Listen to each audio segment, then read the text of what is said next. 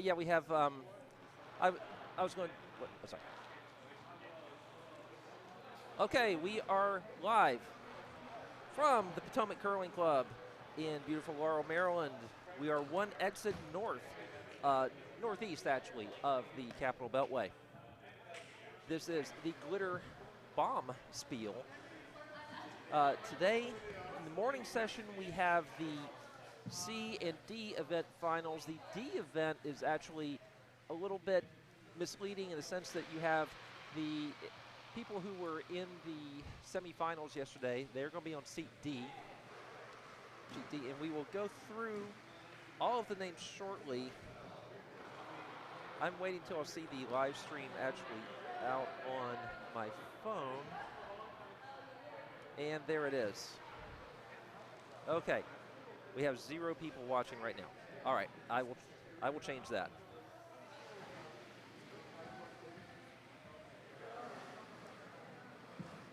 All right, share to Twitter.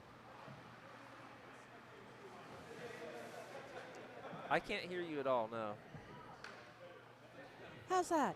Yes, now I can hear you. Oh, hello. Hello. I can say hello all I want. There's nobody listening yet.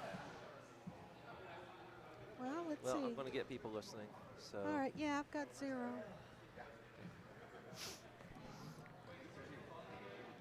All right. Was it raining a little bit this morning where you live, Bo? Not when I woke up. So. When I walked out the door, I was like, oh, wow, it's raining. But as I drove north, it stopped. Okay, I have. Here we go. And we're underway, and I'm still trying to send this link out to people. That's okay. You go ahead, Bo. All right. Let's see. So again, this is the last draw? Nope. Nope. There's one more after this. This is the second to last draw. Okay. So these are various C and D event things, but the D event is actually for people who. The D event is essentially sort of the last people to fall out of the A bracket. So. But they are still winners. They are definitely still winners. So. And here goes Maryland. Yeah. Oh no, this is Chris. I apologize. Yes, our feature sheet today, and hello to those of you from Triangle Curling Club. I always make a point of saying hello to those of you from Triangle Curling Club because I spent many great years in the Triangle area. I'll do a full introduction just a little bit. I am busy sending things out because I told people that they should tune in. Told people they should tune in. I need to give them the link. So right now I'm telling my band. Mm-hmm. Bo has a band. I have a band. It is the School of Rock grad school adult rock band. So we get to go in there and try to play up to the level of our kids, which in my case is certainly impossible because my kid's fantastic. Okay, having shared the link with a couple of people now and having 3 people watching the chat, I'm going to go ahead and give you the rundown of what we have going on in here. We have the D finals, and again, these are people who fell out of the bracket kind of late into it. I don't remember. You could say they lost in the on sheet C. I think there are people who lost basically in the quarterfinal round, you might say. That is Queer the House from Potomac, and that is a very young group of people from Potomac. Oh, hang on just a second. As Bo was saying, welcome this morning. We're at the Potomac Curling Club at the National Curling Ice Center here in beautiful, not downtown, but beautiful Laurel, Maryland. And your commentator this morning is Bo, is it Dury? It's Bo Dewar. Bo Dewar. Yeah, Dewar like the Scotch, which I think everyone in the club except me partakes of. So. Yeah, pretty much. Pretty much. All right, so I'll get those lineups now for you. Sheet C, Queer the House from Potomac. Average age of that team is about 12. The skip is Cedar Kennedy. The vice is Diana Black. The second is Hudson Kennedy. The lead is Odessa Hawera. Eggplant Emoji from Vancouver. They are the ones in the kilts. So if you see them, if you you see them at the edge of your screen on sheet C, just look for the ones in the kilts. They are from Vancouver with one exception. The skip is Clayton Bergquist. The vice is Steve LePage. The second is Justin McDonald, and they have brought in a spare from Potomac named Jeff Breck. He is their lead. On sheet D, we have the semifinal losers from yesterday. They seem kind of grumpy about it. That is House of La Labia, Potomac / Plainfield, skipped by our irrepressible Bombspiel organizer, Courtney Shaw. She's the one with the rainbow feathers and the rainbow. What is the thing that hangs out? We're going to call it a bustle. A bustle. It's not correctly a bustle, but that's what we went with yesterday. Okay, I do not know about that sort of clothing to make the call. And if you hear a voice that doesn't appear matched up with what you see on A, B, and C, that is Courtney. Her voice carries. The rest of that squad is Deborah Martin is your vice. Laura Yee is your second. And yes, it was commented yesterday that they should have gone with the name Laura of La Labia, for those of you who know your 1950s films. I think it was the 50s, maybe 60s. Anyway, the lead for that team is Charlotte Clark. Then we have, they are playing K Thanks Bye, so it's a good Potomac rivalry of Shaw versus Dobbs, which actually sounds like a great detective show. Oh, wow. In fact, I think they should star both of those in the detective show. Courtney can be sort of the wild one, and Michael Dobbs can be the one who, The straight man. The straight man who sets up all the cameras in the Ice Center, which at some point in the past he did. So that's Michael Dobbs as the lead, and his very close personal friend, Christina Alessi, is the vice. They met here, in fact, she was telling me. I did not know that till just recently when I was on a Tuesday matinee team, which she was skipping. I think we lost. The second is Bruce Black, and the lead is Rebecca Knowles, currently of Potomac, but very soon to be of somewhere in Ottawa. She has not picked yet. She has finished her PhD program and decided to work north of the border, which seems like a very good idea. Dr. Knowles. Dr. Knowles. Cool, but we are another doctor. We're very glad to have her here for one more. The C event,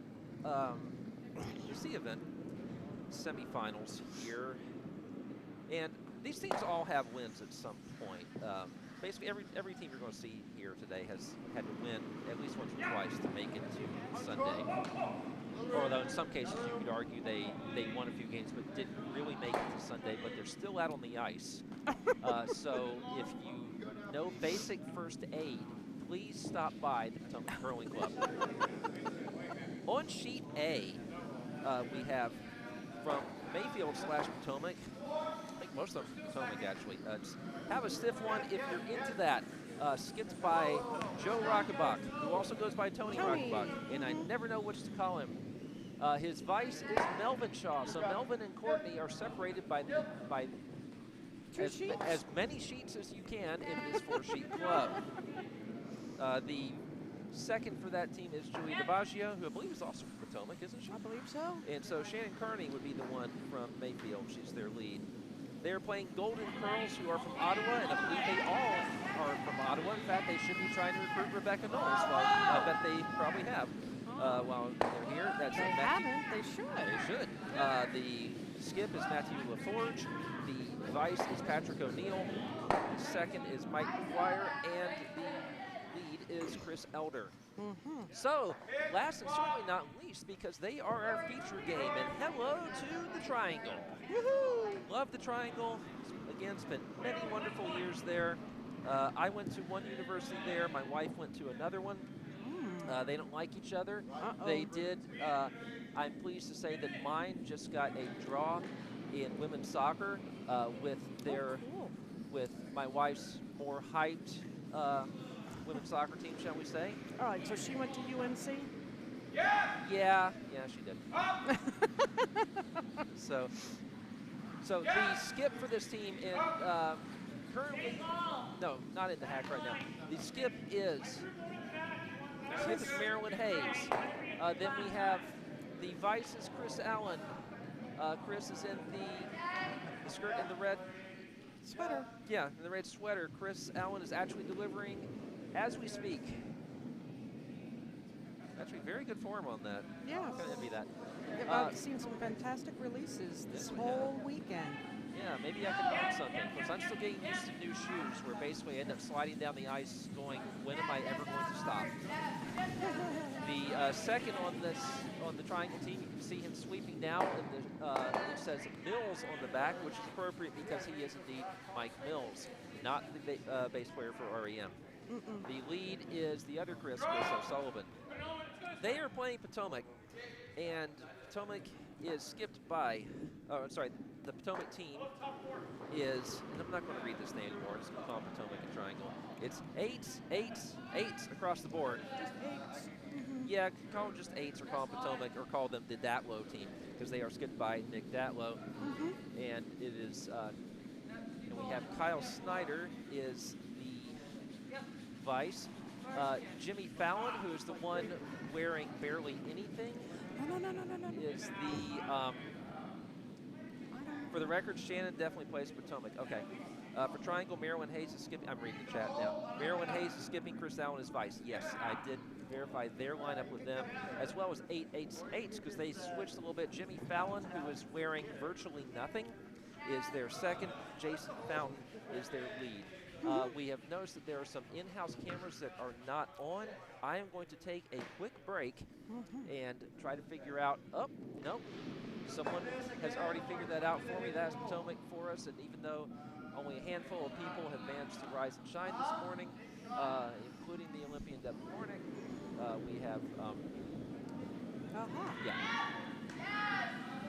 All right. Well, then in that case, I can stay here, and now that I've read everyone's names and figured out various things, I can see what's actually going on in this end. And what is going on in this end? All right, so triangle is red, and eights, Potomac. Datlow. Oh. They're yellow. Okay, then let me swap those guys. Okay. Yeah, on the scoreboard. This is, they are not predetermined, so. That's why the scoreboard A is not up, and besides, we're still in the first end. There is no score to post. There's no score to post, and all right, so Potomac has just put one in the midst of a whole bunch of red. Yeah, it's a crowded house. A little bit of a crowded house this morning. But Bo, would you please check to see if who's red on sheet A? I am actually on top of that as we speak, and the yellow team on that is have a stiff one if you're into that, because Joe/Tony Rockenbach is about to deliver a stone there, which will make Ottawa's Golden Curls in red. Okay. Then we have on sheet C, it appears that Vancouver, I'll wait till their skip comes down just to confirm that. Yeah, over on D, House of LaLabia, skipped by Courtney Shaw, is yellow. Which means K Thanks Bye, skipped by Mike Dobbs, is red. Sheet C, they're taking a long time to check something.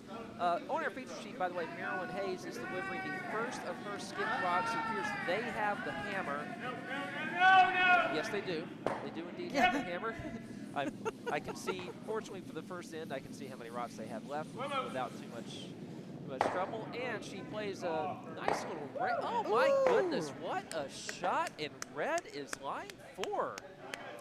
Oh my. Beautiful promotion, angle, everything you want to say. That is beautiful. Now on a more mundane note, eggplant emoji is indeed red. So we have verified who is red and yellow on sheet. And good morning to you, Melinda/Mindy. And is everyone checking in from Triangle, or do we have, I guess we have definitely one from Potomac. Heather Curler, appropriate last name. Shannon definitely plays for Potomac. Thank you, Heather. Yep.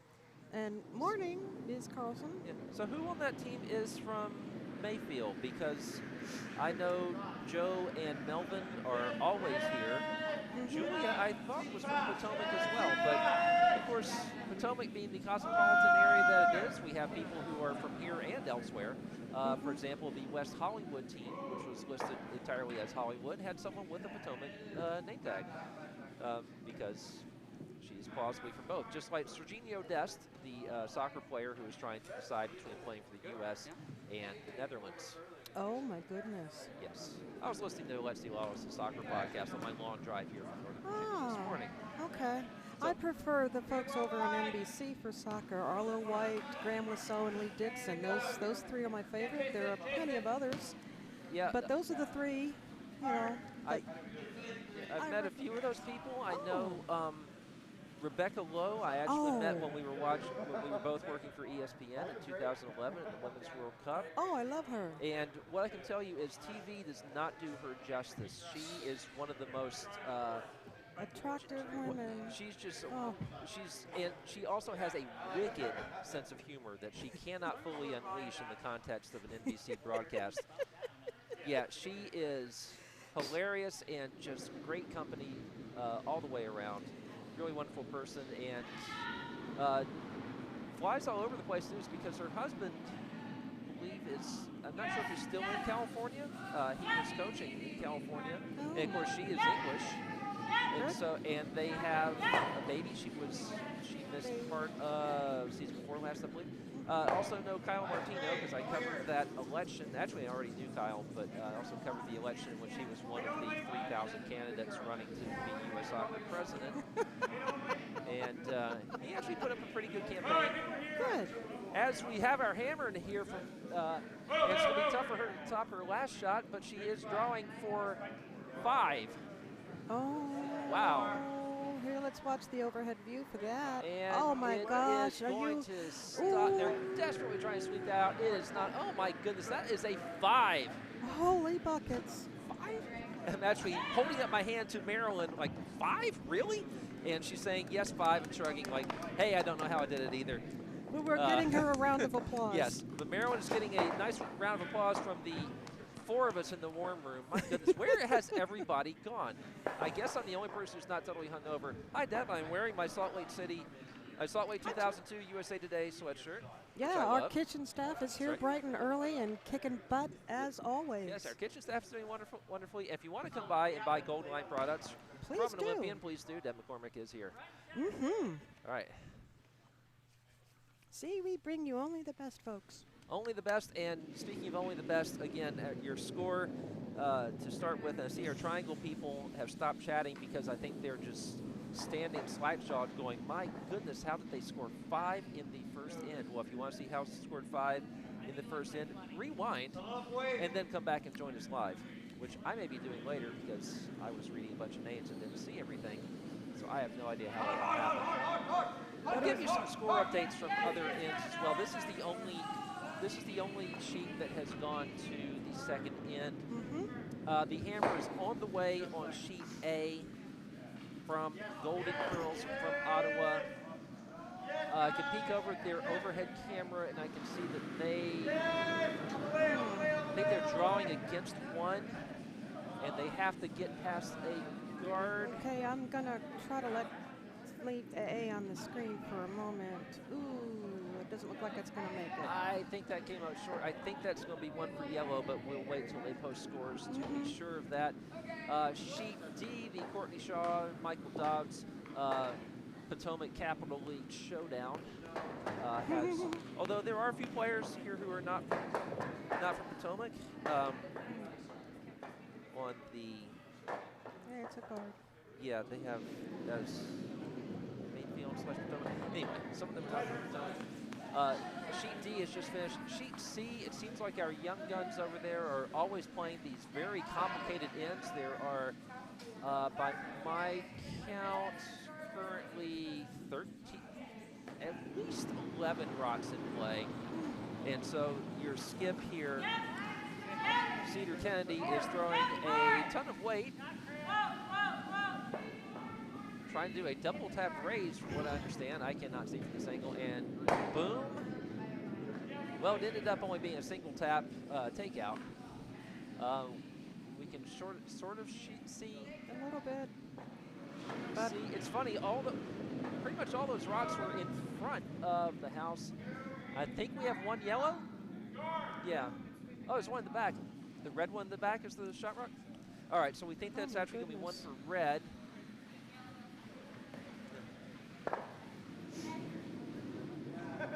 Well, it seems the young folks can do those complicated ends. Their brains are much younger. That's right. than some of us. Suppose to those of us who yesterday went out and refed 2 soccer games and then had a 3.5-hour rehearsal, and by the end of it, our brains were mush. And yes, that is referring to me. But I was going to say, I wasn't at soccer yesterday. Right. I am a recovering soccer mom. I'm a recovering soccer dad, but I keep reffing, so, which is actually less stressful than being a coach. Really? It is less stressful than being a coach and a parent. Really? It is. It But really you is. have to deal At least at the level I'm reffing. You know, if I were reffing an MLS game and every call resulted in 5 people coming up and yelling at me, it might be a bit different. But at U12, yeah, I had a couple complicated calls yesterday, but not too much. Sheet A, we can confirm, starting with 1 for yellow. That would be have a stiff one if you're into that. That would be a steal of 1, as we expected, because we did see a draw from the Ottawa team. Golden Curls come up a little bit short. Ooh. All right, we got a take out of a guard. As Bo said. Oh my goodness, we have a measurement on sheet C. They are measuring. Yeah, the outermost rim. That's right. Yeah, a measurement of rods in the 12-foot. For the first end. So, brings back memories of past Bonspiels where it seemed like the young ones were always. In fact, there was one Bonspiel last year where I think they whipped everybody's butt. Yeah, and there was one where they were, I think, up 3 in the last end, and everyone was waiting for the next draw to take place, and we were running a little bit late that day. At one point, they threw the only possible rock that kept the game going. And I think all the armchair strategists here in the warm room were just practically yelling through the glass, "What are you doing? What are you doing?" They won anyway. They're good. Yes, and if I remember correctly, that was the stone that, as it got into the house, or just before the house, it picked on something, went a completely different direction. However, the sweeper stayed with it, and oddly enough, where it went instead was even better than what they had planned, and they did end up winning. So that pick helped. Yeah, it was one of the strangest final ends Ever that I've seen. I wish the Breyer commentary team, Rick and Vic and Russ and Cheryl was calling that in, because that would have been hilarious. The measurements complete on sheet C. That was 1 for yellow. Okay. Yellow, which is Queer the House, our young guns. That is, in fact, a steal of 1 against Eggplant Emoji. I just learned what Eggplant Emoji means yesterday. We're just calling them eggplants. Yeah, just call them eggplants. Thank you. Yeah, see, I've been joking with Courtney, our operator here, that I'm the innocent, naive one, even though I am almost 50. That's okay. I'm a little over 50, and I was not aware of what it meant until Friday evening. So let's just not gonna go there. So let's actually call the action on our feature sheet now. We have a skip coming from our rock, I almost said. We also, I got distracted a little bit because someone on sheet C picked something up, threw it off the ice, ran back over in time to sweep at the back of the house. I guess those are things you can do when you're, I don't know, 14 years old. No, I think the skip there has got to be 15, 16. Oh. So. Well, if their mom Simone gets here, we'll verify. Right. All right, so on our feature sheet, this is going to be the second rock from Chris Allen, wearing the beautiful sweater. Yeah, everyone else is wearing these, in some cases, very tasteless things. That's very Chris tasteful. is very, what's his, Natalie dressed, very natty dresser. Yes. Oh, and in case you didn't know from everything we've been saying, all these team names, this is an LGBT-themed Bonspiel. We're very proud to be hosting that. This is the first one in existence in the U.S., and I think I was told yesterday the only one. There was another one, but I think they haven't continued. I think somebody, it might have been Triangle, was telling me that they had. Oh no, Jimmy Fallon was mentioning that there was some place that he played that was.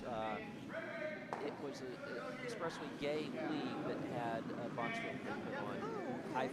forget where that was, but if future game finishes early, we'll ask Jimmy. Again, you can see him on your screen. In fact, you can see an awful lot of him on our screen. You can see his entire arm. His shorts are actually longer than they have been, but you can certainly see through that top.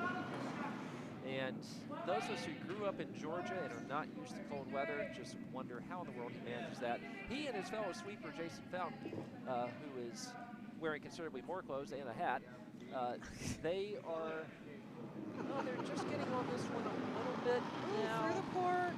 Let's get the overhead view. A little rub off that red would have been nice. They're not going to get that. It looks like it's going to go a little bit too far. Oh. And just out of the house. So, probably not what they wanted. Nick Datwell has a smile. It's all good. It's Sunday morning. What better place to be than curling with people in various states of post-Saturday night inebriation? Oh, So. hush. Or in some cases, those of us who ref 2 soccer games, had a 3.5-hour rehearsal, had to pick up our sons in Arlington after one son after he went to see Joker with his girlfriend, and then came home to greet his stepmom-in-law who has just flown up from Florida. Very Okay, good I don't know who that would be. Bo, was that you perhaps? Doing what? Oh, yeah, that was me. Yeah, Bo's talking about himself. I don't know that much detail about what other people did yesterday. I just know that there was inebriation involved. Okay, well, not for me. Not for me either. No. I did have half a glass of wine with my in-law. No, I can't say that I did. My youngest turned 20 yesterday, so we did a wonderful dinner over at the Sakura Japanese Steakhouse. I haven't been there in ages. Oh, we had a blast. The gentleman doing the cooking was just very, very entertaining and very polite. And I've been to the Japanese Steakhouse in Disney too. This year, my wife and I have been married for 20 years. So yay, good for you over guys. spring break, we went back to the land of our honeymoon, which was Oh, Ireland. really? Yep. Oh, fantastic. And took the kids, and the kids loved it. And because we're scouting out places to move to in case things go all rotten in the U.S. And so that kind of leads for us. Although we will be chatting a bit with some of the Canadians here as well while they're here. Anyway, we might as well. And just keeping options open. We did not check out any schools in Ireland though, except for Trinity College Dublin. We walked around that. And we were sort of pointing to my oldest, who's now a high school junior, going, "Hey, you kind of could go here. You kind of want to go here, right? You want to see what options they have available. Might be kind of far from his girlfriend, but maybe we can get her to go there too." And so young love, what do you know? That's right. My oldest just turned 16. My youngest just turned 13. So I will be in hell for the next 5 years. Indeed, but wait until they both get into college. Then it's a different kind. I didn't say worse or better, but yeah. Well, when they both get into college, we're going to sell the house. Well, it depends. No, we're going to keep the house as long as the dog is alive. Oh, yay, thank you, dog. And we do hope that is a nice long time. She's probably 7 right now. We'd have to have a yard for her to run around in. Yes, you do. Yes, you do. But then soon after that, my wife and I are just going to travel and be people Going of the world. Through the court, very nicely done. Let's get an overhead. Okay, knocking that red rock out. And a shot, and again, a shot that our yellow team here from Potomac, Nick Datwell's team, I'm not going to read their name again. You can see it on there. It starts with an 8. But that was a shot that they really needed because they did give up 5 on 2 just fantastic shots by Marilyn Hayes. My goodness. Yeah, she's on a roll. Yeah, we have really seen some outstanding curling. Joe/Tony Rockenbach actually had a pair of draws Friday, that were just spectacular to clinch their game. So Marilyn Hayes up now. This would be her last rock. She doesn't have hammer because you don't get the hammer after you just scored 5. That would be sort of unfair. But she is targeting, speaking of unfair, this shot is too good as well. It's going to take out that yellow rock that's in there. Yes, and then roll under cover very successfully. Let me give you oops. Red now has first, second, and third. So, excuse me. Barring a quadruple takeout here, we have to get Deb McCormick here on commentary to see if there's a triple takeout that can be taken. Yeah, see what she would do in this situation. But no, I think what would DMC do? That's right. I had not thought of that nickname. The only option here is going to be to draw, and it's not even that easy to draw. Drawing against 3, one of which is halfway onto the 4-foot, so this one has to be like spot on. Yeah, nearly, probably 3/4 of the 4-foot. That delivery's on the way now. The cameras seem to be messing up a little bit, but that's okay. That's okay. This one is, oh boy, they need it to curl. Oh boy, they need this to curl. And when it curls, it's going to lose a lot of momentum. It is curling. It's going to get, oh my goodness, this has a chance. Whoa, stop on the button. Oh my goodness, wow. What an excellent shot. We have seen we have just seen outstanding play from the skips already. Yeah, that is deserving of a cowbell. Yes, that was a cowbell. We have one person to ring the cowbell first, so. Yay. All right, so they are moving to. They're moving to the third end. That's going to be 5-1. Sheet D has not yet done the courtesy of posting our score. We're not happy with Sheet D people at this time. So, I'm going to go nag them shortly. Please. All right, and I will keep the cameras moving. I'm not sure if y'all know it's Janine again, yes, but I'm getting a cold, so now I sound a little bit more like Mickey Mouse. I'm Bo Dewar, and I just sound like Bo. There's nothing I can do about it. All Very right, nice, check in with Sheet D. Melodious tones of Bo Dewar. All right, he's going to go encourage the folks on Sheet D to post a score. Again, this is our Glitter Bombspiel here at the Potomac Curling Club, located off of Old Gunpowder Road in Laurel, Maryland. Our building is connected to the Ice House, so if you are a hockey parent or a hockey player, I'm sure you'll be familiar with that facility. They have 3 to 4 different hockey rinks depending on the season. And here at Potomac Curling Club, we do have, as you can see on the screen, a 4-sheet facility. And if you're watching and a group of friends, family, or coworkers are interested in learning a little bit about the sport of curling, please, please, please check out our website at curldc.org. You're on mute, Bo.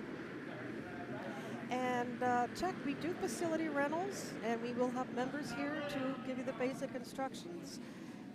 Curling is one of those sports that it looks easy as you think it is, but there is a lot of different mechanics going on, the different places to aim for, and then you get the strategy part, and then you become familiar with how the ice reacts as the game progresses, and that's going right through the house out the back. Oh. That's a shame. All at least once. Speaking of Curl DC, we can verify that in the first end, House of Lalabia scored 1 with the hammer. They have just finished the second end, and now that I have nagged Courtney, maybe she will post the score for the second end very shortly. We hope so. That's right. Our feature sheet is the only one that actually is underway with the third end. Oh, sorry, scoreboard back up. Scoreboard, okay. Oh, and it appears that on sheet D, a 1 was scored the other direction. So a trade of singles. It is 1-1 after 2. Okay, and another one just went right through the house on our sheet B. My goodness. I was telling someone, I think I was telling the Vancouver people that when I last played, there was a part of the ice that looks like one of those video game things where the rock suddenly got faster and just sped right through. Like, yeah, like you I accidentally remember hit that game. turbo boost or something like that on Mm-hmm. one of those Those, driving games that my sons have been beating me at since they were 8. yeah, I believe it's Mario Kart or Mario Kart, however you like to We pronounce it. we Yeah. have played some Mario Kart. There are other driving games, but Mm-hmm. Mario Kart is a lot of fun when you're not losing to an 8-year-old son. Yeah, well, I don't play with my daughter and her boyfriend because, yeah, A, they're very competitive, and B, I'm just always last. Okay, Mike Mills delivering his stone. Oh, this does have some weight to it, Bo. Yeah, it does, and this is Mike's second delivery of the end, and everyone is just watching it sail through. It is not going to make contact with anything. So, No. so what we have you can see from the house, from the overhead, we do have one yellow at the back of the 4-foot that is counting, one yellow at the top of the 12, and there is a guard. It's guarding the center line, which makes one draw path moderately difficult, but it's not too much. Not So terrible. not terrible. It might come into play a little later, but Jimmy Fallon is drawing a yellow around that, trying to make it stop. It does have backing, and this is actually going to be a pretty good shot for Jimmy Fallon because it's not going to bump the back one too far. And he's got one in the back of the 4-foot now that will be very difficult to take out. In fact, that center guard comes into play now because would take away the path that you would use to take that one out. But Mike Mills now, this is his second rock. I got confused because one of the rocks from sheet B over in our holding area has actually drifted over to sheet C. Naughty, naughty people. Although, it looks like this one may sail through as well. It does look like this one. Yeah. Well, it's slower than the last, and it does have backing. Slow down. Okay, it is going to stay in play, but it does not. Back 12. That was much closer from Mike Mills. It did. You know, if there had been another rock width to the left, it might have just dinked into the yellow one in the 4-foot and been shot. All right, so the first delivery now of the end on the way from Kyle Snyder, who is the vice for Nick Datlow from our Potomac team here.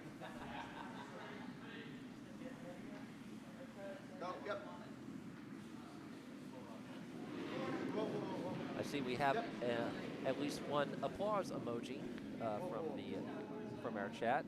There have been many shots here to applaud, and this one looks very good too from Kyle Snyder. Well, I thought it was going to go farther than that, but it does. It is a very effective guard. The 4-foot is, at least the center of the 4-foot is all but impossible to draw to now.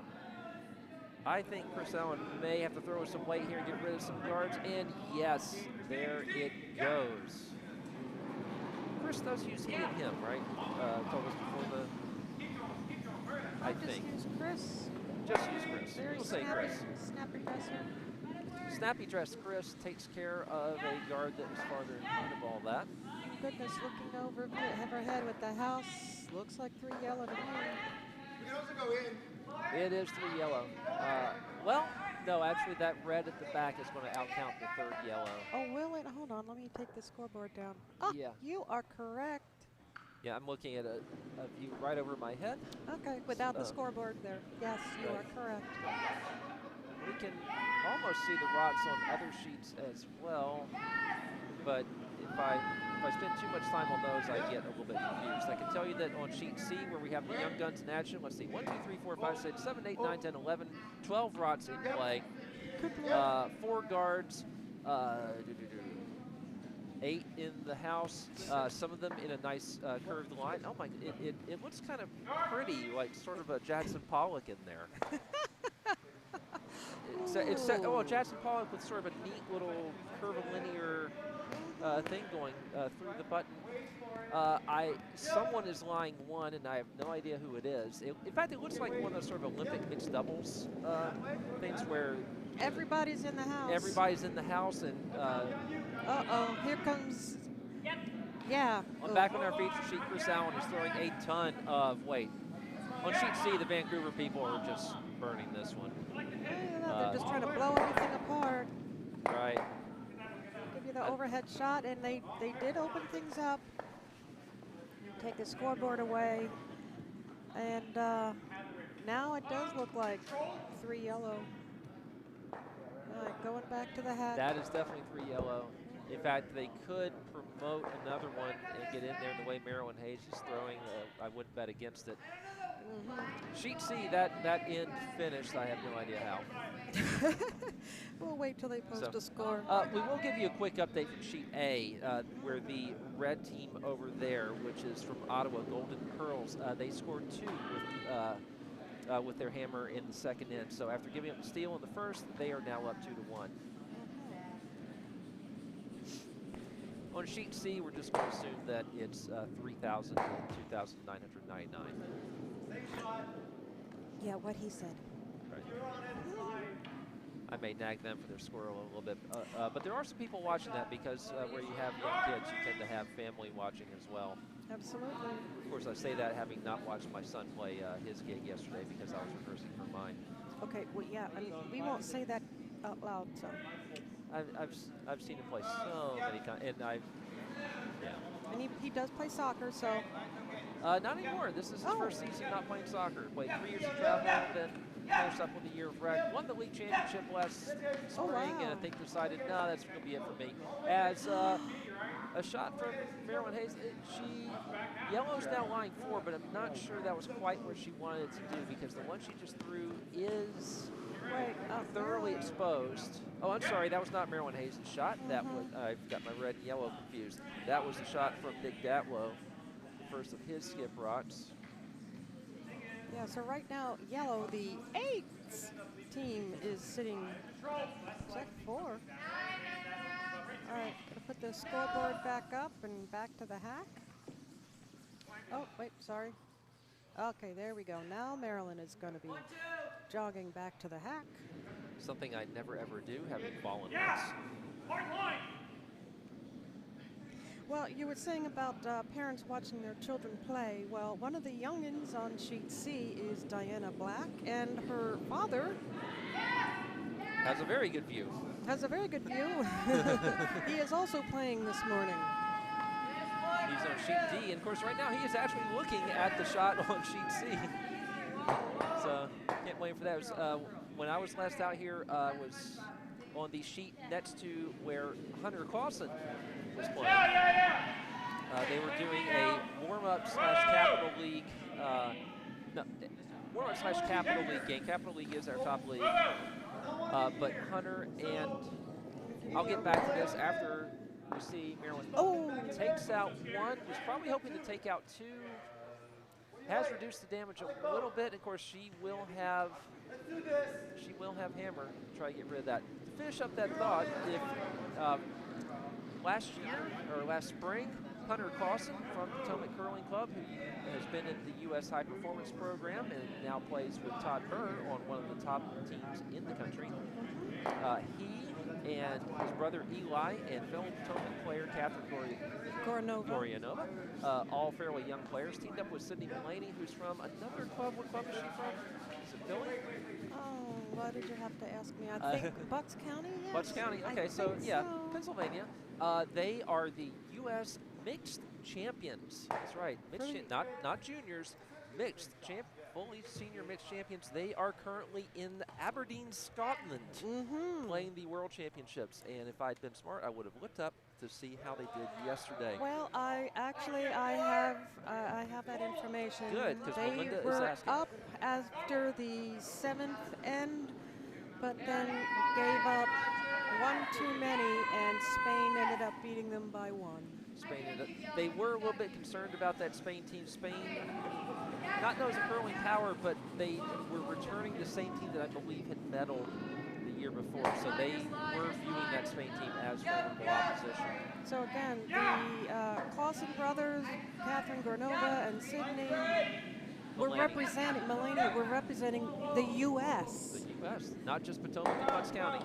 Yeah, it was seriously the U.S. they were representing over in Aberdeen. Oh, I bet you that's a nice place to visit. I haven't been there. And meanwhile, on our feature sheet, you can't see it from the overhead because it is a guard, and that cut off a promotion possibility for Marilyn Hayes. And the way Marilyn is playing right now, she probably would. Melinda informs me Spain was the silver medalist last year, so it was off by 1. Yeah, and they thank you, and indeed our team lost by 1. Yeah. Because the 8th end. So not a bad showing for. I didn't think they will. Obviously, you never want to lose a game, but to match up fairly close to the silver medalist last year, hopefully that's a confidence builder. Absolutely. So I'll give you some score updates. As soon as After this shot, Marilyn Hayes is looking at a bunch of different possibilities, including going way wide to the right. She and Chris Allen having a discussion over it. They might try to come to rest on the yellow that is straddling the 8 and 12 foot at the back, which would limit yellow to 2. And yeah, Chris Allen is holding that broom almost on the other sheet. So this is going to be very wide.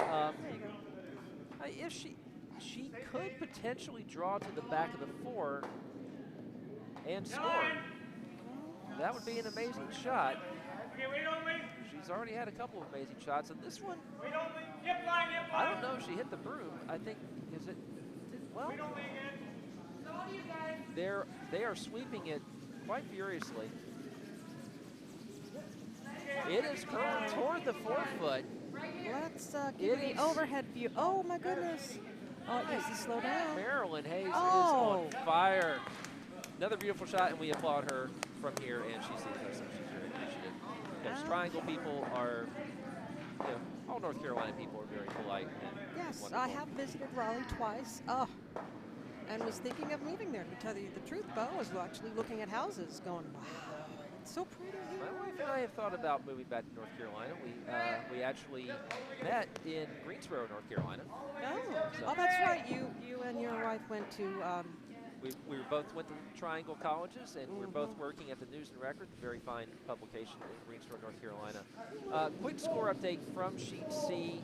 Out of that gaggle of rocks that was in the house, Yellow, our young guns from Potomac, stole another, so they are up 2-0 on Vancouver. If you're a fan of the Vancouver Whitecaps in MLS, you know the 2-0 score all too well. Oh. Sorry. No, that's okay. You know more about soccer and curling than I do. I don't know about knowing more than curling. I know. Yes, you do. I know soccer. Well, I gotta say, and as you were saying, you have met most of the folks on the NBC Sports desk on soccer mornings, on weekends. Met a few of them. There was someone I played with on a Tuesday night last year. Saw I think the very sweatshirt I'm wearing now, Salt Lake Olympics, and asked about what I did. I mentioned that I have written about Olympics. I've been to 4 Olympics and so forth, and wound up talking about various people I've met. I've interviewed David Beckham one-on-one. Oh, wow. And I mentioned that I knew Alexi Lawless, and she said, wow, I'd love to meet Alexi Lawless sometime. So I FaceTimed Alexi Lawless and turned the camera to let her speak to Alexi at one point. So.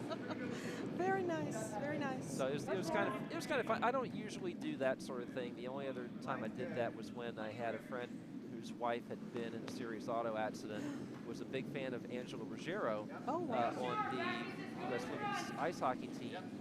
And so I knew that she knew Brandy Chastain, who I've talked with a few times. And so Brandy was nice enough to relay a message to Angela Ruggiero, and Angela nicely sent a signed puck to my friend's wife, who had been in the auto accident. Well, I gotta say, from that winning the U.S. Women's 99 winning World Cup team. Yes. That is where my ex and I came up with the name Shannon, and that is what we named our daughter, who was After Shannon McMillan, the Hall of Famer, yes, who was on.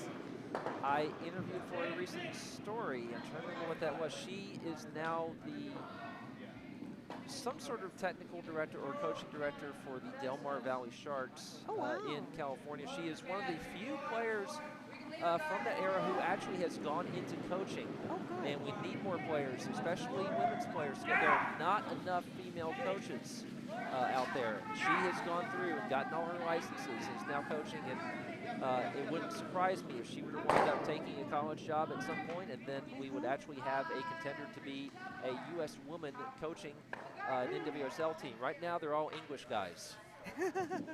and one English woman, Laura Harvey, who is brilliant. All right, and we are not, there's not a problem with that. Mark Parsons, who coached the Spirit here, is a really wonderful, knowledgeable guy. Really enjoyed getting to know him. He coaches the Portland Thorns now, the very well-supported team in Portland. They routinely draw 15,000 for their games. Quick update from Sheet D, the All-Potomac matchup of Courtney Shaw versus Michael Dobbs, the semifinalist from yesterday. So this is sort of a third-place game, although no, because the way the draw works, they will actually play the winners of Sheet C for what you could consider third place. But Courtney Shaw's team, House of Private Part, has scored 2 in the third end. They lead 3-1.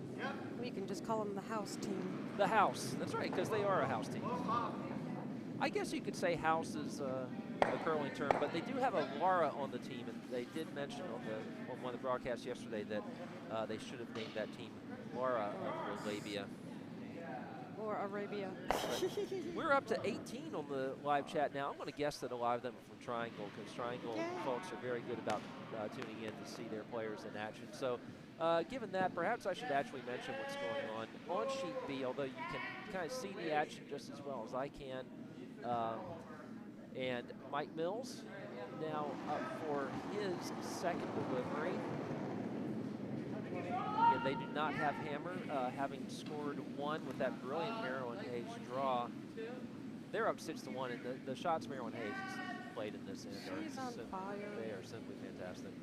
She is so hot they're going to melt the ice. And that is a concern today, this morning, because it is sunrise curling. It is pretty cool out, though, and considering that when just after we put the ice down, it was 95 degrees here in D.C. and the ice crew is fantastic here. Well, I mean, it's not a paid ice crew; it's all volunteers. Completely volunteer. Everything here at the Potomac Curling Club is 100% volunteer. In fact, a lot of the lines that you see here were laid down by yours truly, under the direction of Eric Clausen, the father of all the Clausens. Yes. Except for Kim Clausen's wife, obviously. Yeah. All right. She's the mom. She's the mom of the winning Clausen team. And another good shot from the that one. It's kind of funny how the Potomac team here is down 6-1. They have not been playing badly. No. It's not like they're missing a lot of shots. That one, a draw to the button. But it is exposed. Marilyn Hayes immediately slaps her broom down on it. Chris Allen immediately takes an eye on it. This is to be a takeout. Right. Let us. Yes, as Chris Allen's skirt ever so elegantly brushes the ice with that perfect form. And speaking of perfect form, this is going to be a hit. It might even roll a little. Oh my goodness, it rolls under cover. How nice a shot was that? So the Triangle people have to tell me, are they normally this good, or is this just sort of a Sunday morning kind of thing? Because this is fantastic playing from the Triangle team. Yes, it is. Okay, we do not have an update on Sheet A. I think they haven't hung up a score yet for their third end. Right, and they are in their fourth. Well, wait a minute. They have not finished their third. Yeah, you're correct. They have getting backwards. Yeah, they have a bunch of stuff down in it, just as our Sheet C again has about 30 rots in play. Mm-hmm. They do not believe in takeouts, apparently. But they're young people. They're young people, and looking over at the overhead, they have 2 rocks in play and about 8 guards. Ooh, and this bounces off a guard and does a little bit of biting. It bites, it does leave. Believe it or not, that is not Courtney Shaw's voice. That is unusual. I think that came from Sheet C. I think that was from our eggplant emoji Skip, who is Clayton Bergquist. I will read through the teams again after the end of the 4th inning for the benefit of the people who have tuned in late. If you tuned in late, shame on you. You should have tuned in at 9. No, but we are thankful that you're doing sunrise curling here on a very beautiful Sunday morning with us here at the Potomac Curling Club. I'm just the sidekick. And, well, Janine is the wizard of the cameras here, so that's... Yeah, and it's also all my fault. Having tried to do commentary and cameras before, I can tell you that it is a very difficult job. And speaking of difficult, Chris Allen has left a difficult shot now for Nick Datlow, having thrown a very effective guard. So there's not much of a path now for the yellow team from Potomac to get in there. Oh, I'm sorry, this is not Nick Datlow yet. This is Kyle Snyder with the last of the Vice Rocks. And I think Kyle is doing the please get this guard out of here shot. Yes, but will it take the double? And the guard and shot rock. So where's the cowbell? Where is the cowbell? More cowbell? That's right. We can always use more cowbell. That's right. So here's your view of the overhead. It looks like 1 yellow now. This 1 yellow. This. Wow. Okay. Again, our website, if you're interested in coming to visit or joining a future Bonspiel, is curldc.org. That again is curldc.org. We would love to have you come visit us. We do have some other Bonspiels coming up in the future, and I'll review some of those in a moment. And we have a news update from Aberdeen, Scotland, by way of Melinda/Mindy Carlson. Oh, what? The Clausens and Catherine Gloria Ivanova and Cindy Mulaney have defeated Brazil. Ooh. They are 1-1 now in the World Championships in Aberdeen, Scotland. Oh my gosh, fantastic. So congratulations to the Clausen family and Captain Gloria Ivanova. More cowbell. And Cindy Mulaney. Oh, it's a little too far to reach. Hold on. Let me see if I can find a mini one.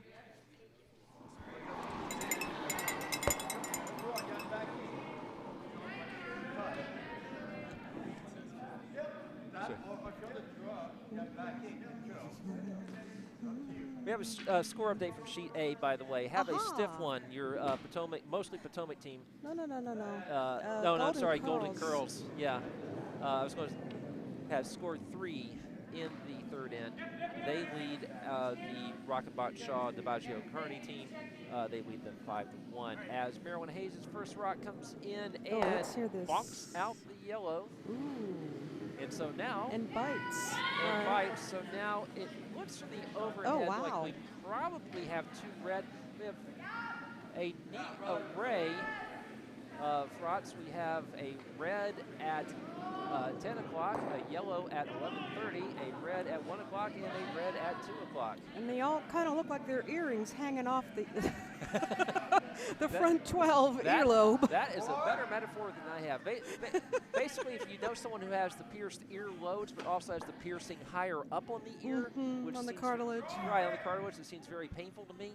That is what they've had. By the way, on Sheet D, oh, no, we already did that update, right? Courtney Shaw's House of Labia is up 3-1. Yes, they're up 3-1 over at K. Thanks, bye.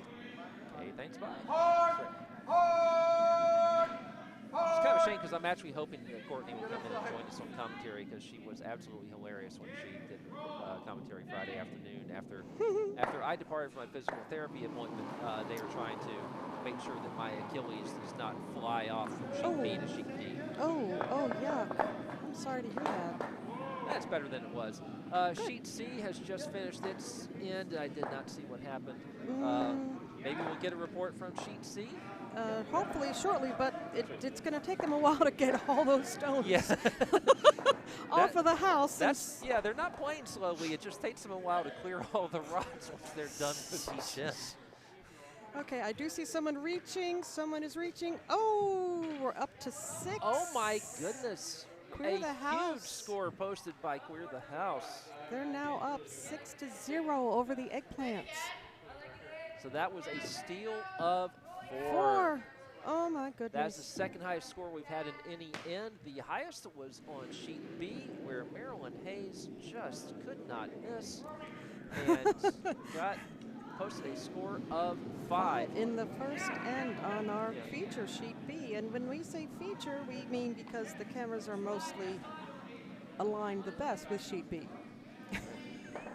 So we do kind of plan ahead and try to put most exciting games on B.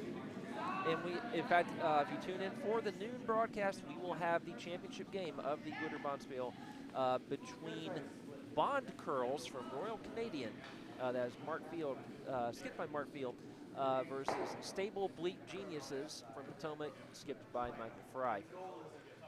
That will be on our feature sheet, sheet B, at noon. We've been very lucky to have, when I was calling games Friday, we had a game here that went to the last rock, and it did involve Tony Rockbach, as I recall. Wow. So we were very lucky to have that, and because, again, my brain is mush after yesterday's reffing and rehearsal, I don't remember who won. And Friday evening, we had a game go to a 9th end. I did see a little bit of that when I got home from my brain being mush. Before I had to go pick up my son from in Arlington. His girlfriend in Arlington. I live in the beautiful town of Vienna, Virginia. Oh, wow. Which is at... All right, going to the overhead. Ooh, oh my. Nicely rolls. Nicely rolled. Skip's just trading nice shots on here. Okay, you can see the discussion between Marilyn and Chris for the Pride Rock team, looking at their options. They are now facing 2. They do not have hammer. Of course, in the last end, Marilyn Hayes drew beautifully facing 3. This is the 4th end of our feature game, and they are a bit farther along than the other games, so it'll be a good opportunity after this end for me to run through all the. Oh my goodness! Melinda Mindy just gave us the score of the Clausen game against Brazil, 12-2. Oh my goodness! So a 1-rock loss to the Spanish silver team medalists from last year, and then a 12-2 win against Brazil. So, again, maybe not the biggest curling powers, but again, Spain, silver medalist, and a 12-2 score means you're playing pretty well no matter what. Let me give you the overhead. Speaking of playing pretty well, Marilyn Hayes, takes. Just a routine double takeout. Oh my gosh. Cowbell. All right. Wowzers. What in the world? And I'm throwing my hands up at triangle going, where did they happen? Then Chris O'Sullivan just looked at me and shook her head a little bit going, I don't know. Well, since it is on a Sunday morning, we'll just say God is with them. Thank you. Of course, they say that as we're all skipping church. Yeah, well. I suppose Catholics can go Saturday night or Sunday evening.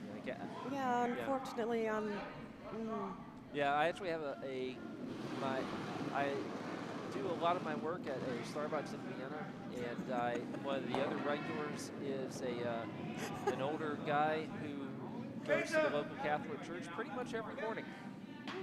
So goes to mass around 8 a.m. and then sits in the Starbucks. As we have the hammer actually from Nick Datlow, and it looks like he might be trying promotion, or at least a promotion is plan B.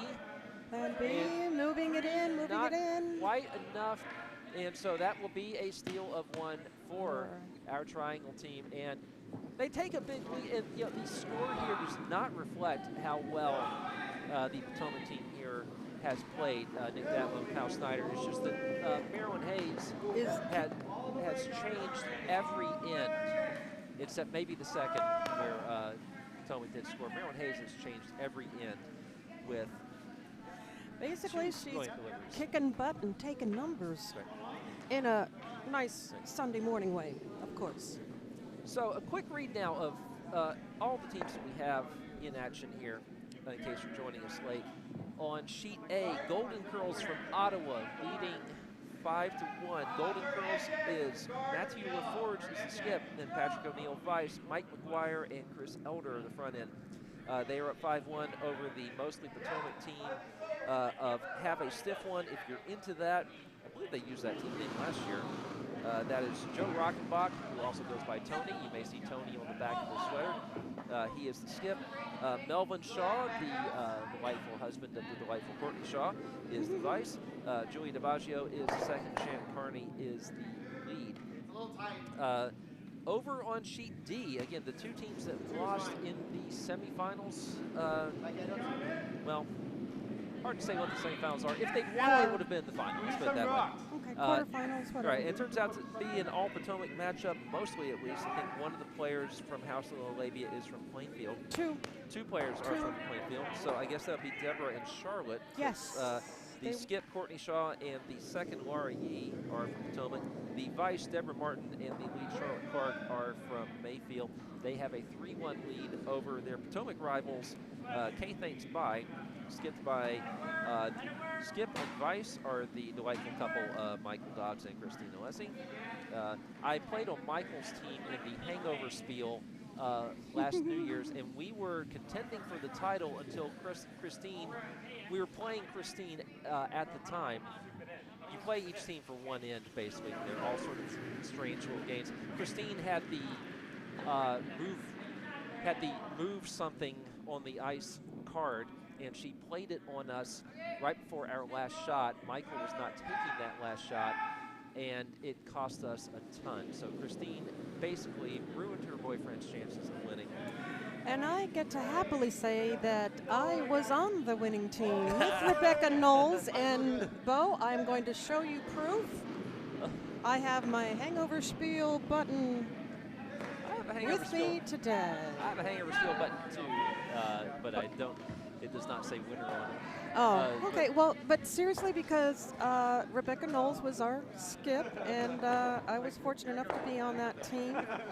And for those who are unfamiliar with the Hangover Spiel, we do all sorts of kooky, fun things. Nothing to damage the ice, of course, but fun things like, for example, you are shooting from sheet A, but your target is the far house on sheet D. There are some fun. There's also the curling from the hack to the near house. Yeah, which is amusing. Which you will end up getting 16 yes. in the house. It is it's really interesting how easy it is to miss from that close range, at least for me. Oh, no, you're not the only one. Right. And speaking of Rebecca Knowles, back to our reading of everything, even though she is moving to Ottawa, she is the lead on Kay Thanks By. The second is Bruce Black, whose daughter Diana. He's on the nice segue. Going over to sheet C, Queer the House from Potomac is in yellow. They are young enough that I think other people had to drive them here. Cedar Kennedy is the skip. Diana Black is the vice. Hudson Kennedy is the second. Odessa Herrera is the lead. They are playing Eggplant Emoji from Vancouver, or mostly Vancouver. They brought in a spare from Potomac, Jeff Gregg. He is the lead. Skipped by Clayton Berquist, then Stephen Page is vice. Justin McDonald is the second. Here we go. Look at, a nice takeout. Nice takeout for the 8s across the board team. And on the Olympic level game that we have going on sheet B, the triangle team is in using the red rods is skipped by Marilyn Hayes, who is basically playing at Scotty's level right now. I think at this point she could probably beat Rachel Holman. Oh my goodness. Speaking of which, Mike Mills going here for a double, and Mike Mills with the double takeout. Well, almost taken out. 1 3/4. Yeah, maybe 7/8. Yeah. Okay, 7/8. 1 7/8. Mike Mills is the second on Pride Rock from Triangle. Marilyn Hayes is the lead. The Natalie dressed Chris Allen in the red sweater and the skirt is the vice. Chris O'Sullivan is your lead. And the yellow team from Potomac with the long name that involves a lot of exclamation points. 88. That's right. Skipped by Nick Datlow. Vice is Kyle Snyder. The second is the scantily dressed Jimmy Fallon.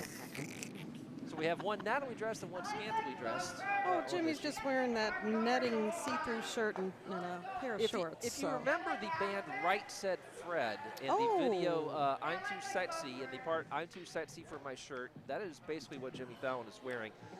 Jason Fountain has ditched the hat, but he is the lead for that team. Chris Allen now with the first delivery of Vice Rocks. They stole one in the fourth after Marilyn Hayes left a very little shot. Chris Allen is maybe drawing under the cover of the one they have in the 12-foot. It's just going to nick the one in the 12-foot, so that leaves the red rock exposed there. I think Kyle Snyder is looking at it right now. Okay, Nick Datlow wants that to roll to the other side of the house. So, if I were shooting right now, I would sort of look down at my skip and laugh, saying, "You expect me to do what?" But the way these people are playing today, I would not put it past them. This one is going down the center line with a little bit of curl. The sweepers are on it.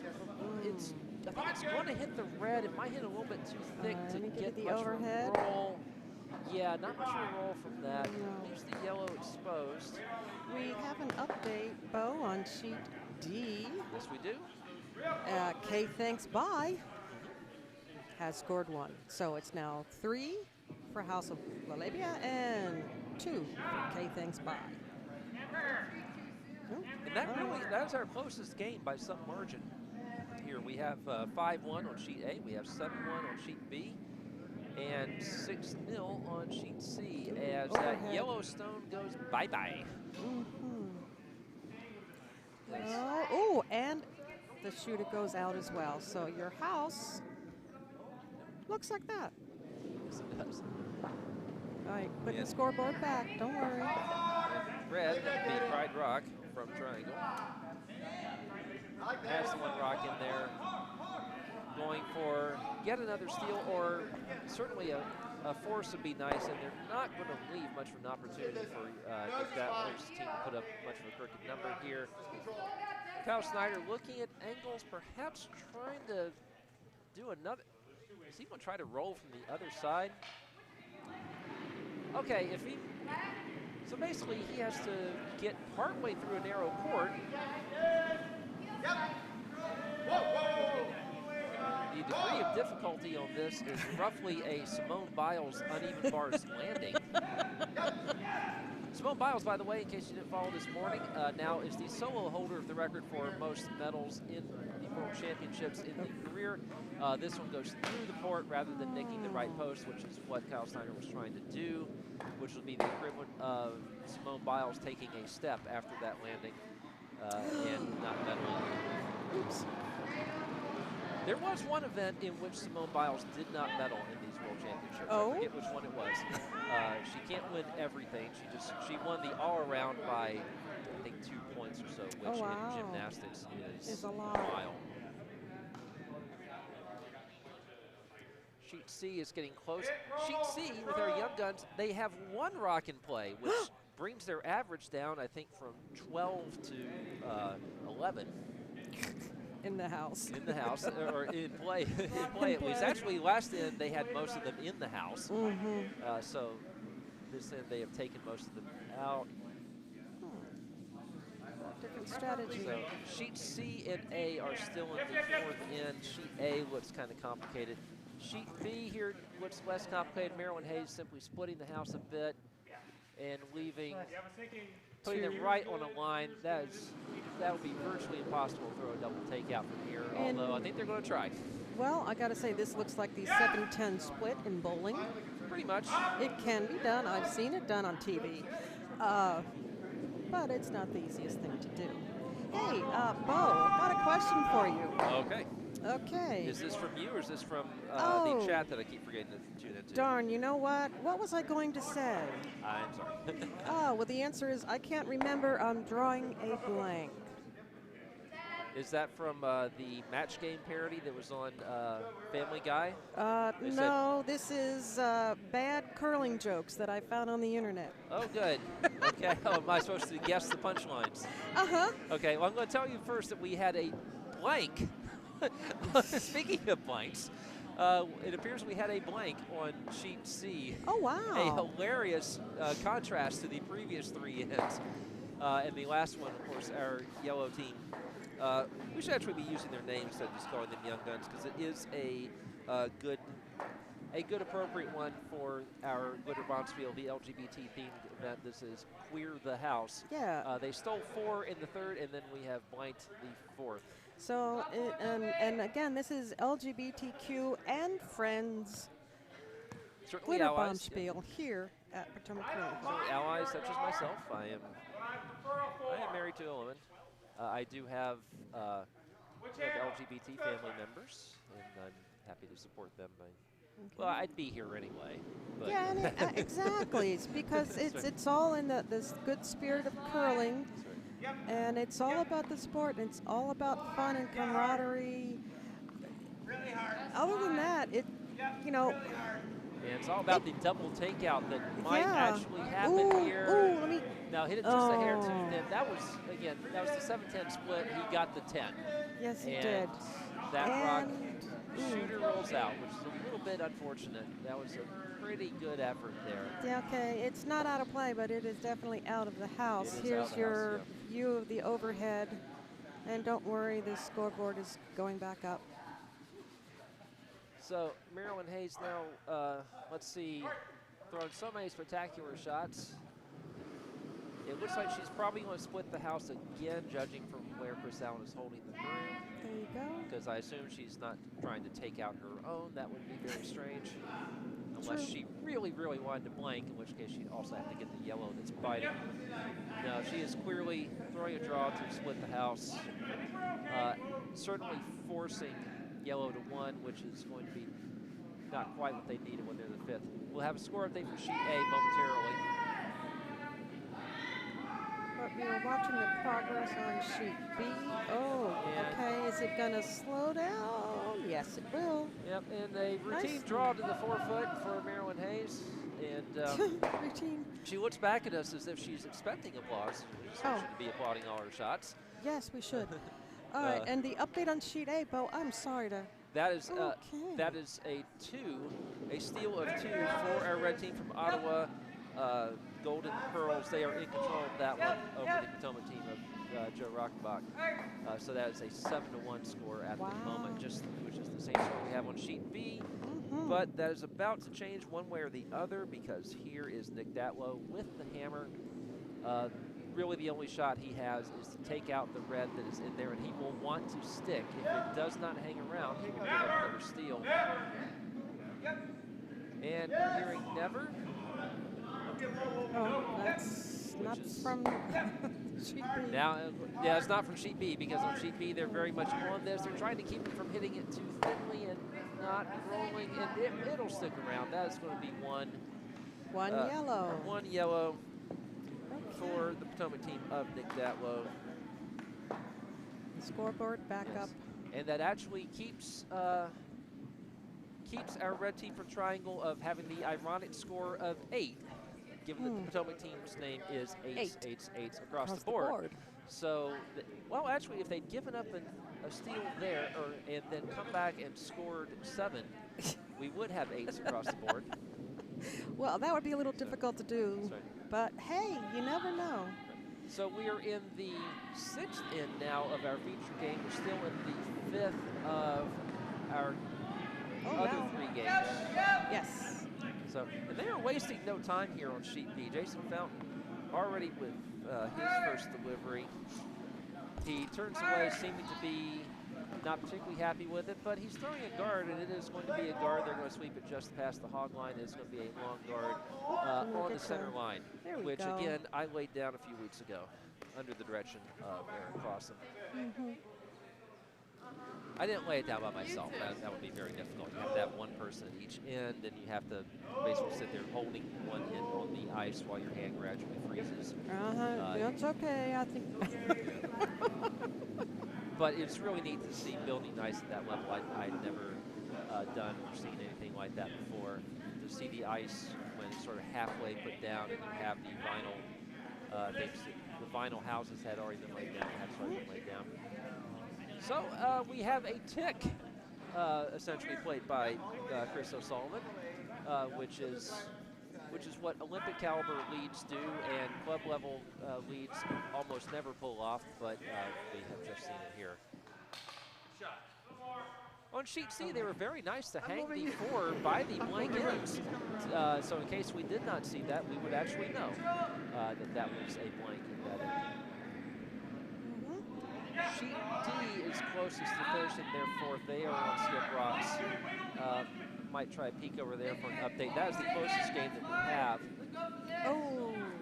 I think we have a draw that's going to go through the house here. Yes, that's going to go through the house with Jason Mountain. And out the other side. So he came to visit but forgot to stay. That's right. I'm going to try to peek over at sheet D because I am more mobile than Janine, because Janine has to switch all these cameras around. Yeah, so the cameras aren't really quick enough. I apologize. I do my best. I'm going to actually go over and get stuff myself. And we are watching against, excuse me, sheet B. Yeah, I believe I'm developing a cold, hence the voice sounds a little different. Luckily, it's a government holiday, a banker holiday tomorrow, so I get to work from home. Ooh, very nice. Slow, sitting at the very front of the 4-foot. Nice and gentle, it just slid right in there. All right, let's see what's being called here by Nick Datlow, all right. And I believe this is Jimmy Fallon. This comes his stone, it's released.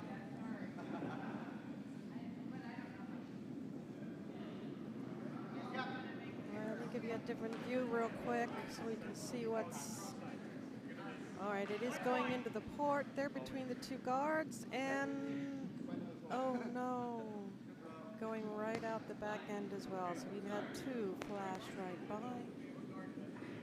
And flash means just that. You open the front door, you go through the house, go out the back door, and you don't even bother to say hi to anybody.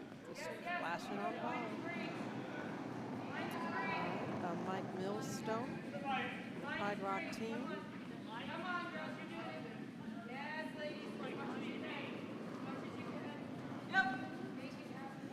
Watch that go on down.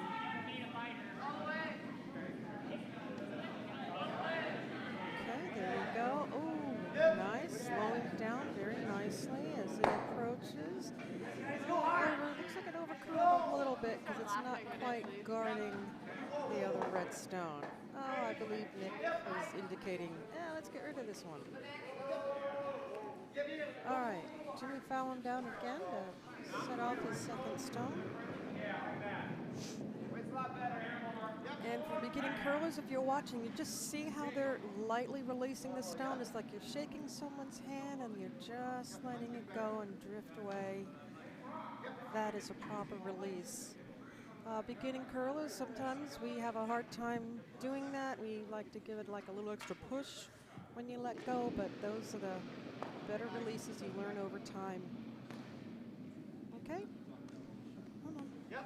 All the way. A freeze would be good too. Try it again, Bo. We're not going to talk about all the shots that I pushed on. And every time I move away, my mic gets kind of scratchy. Okay, this seems a little bit better. Can you hear me okay? I can. Okay. Hey, so, Bo is back. Can you hear him now? Yes. So in sheet D, the situation is this. We have red. Well, of course, now I say that, now I've sort of lost track of the situation. Did you get a blank in your head? No. Okay, so the red team of Michael Dobbs is lying. They have shot, but it's at the back of the house between the 8 and the 12. So Courtney Shaw, if she were to take out both of those in the back, that would be kind of an aggressive shot. She could score 2 in this end. More likely, I would think she would draw. She would have a bit of backing from the Redstones and would settle for 1, which would give them a 4-2 lead. So I will keep an eye on what Courtney does with this shot. Courtney seems to be relatively awake now. And Courtney wears the best rainbow themed stuff here, including the feathered stuff in her in her hair. So we're not ignoring our feature game, but I did want to keep an eye on the closest game here. Whoever wins, you will see again a little bit at 12 o'clock. Judging by the way here, I think Courtney's going after these stones. She has to navigate a fairly wide court. They're sweeping it fairly hard, so she's going to get past hers, and she's going to hit one of them in the back. Okay, she hits one. That is going to be 1 for yellow unless the overhead view is deceiving me, and the other one is going to score. They're kicking everything away, so there's no measure. I believe that's going to be 1 for yellow. We'll wait for a score confirmation, but that should be 1 for yellow, and that's going to be a 4-2 lead for Courtney Shaw's team with the genitalia name in it, facing, I've lost their name. House of Laravia versus Kay. Thanks, bye. With Michael Dobbs, Christina Lessie, Bruce Black, and Rebecca Knowles.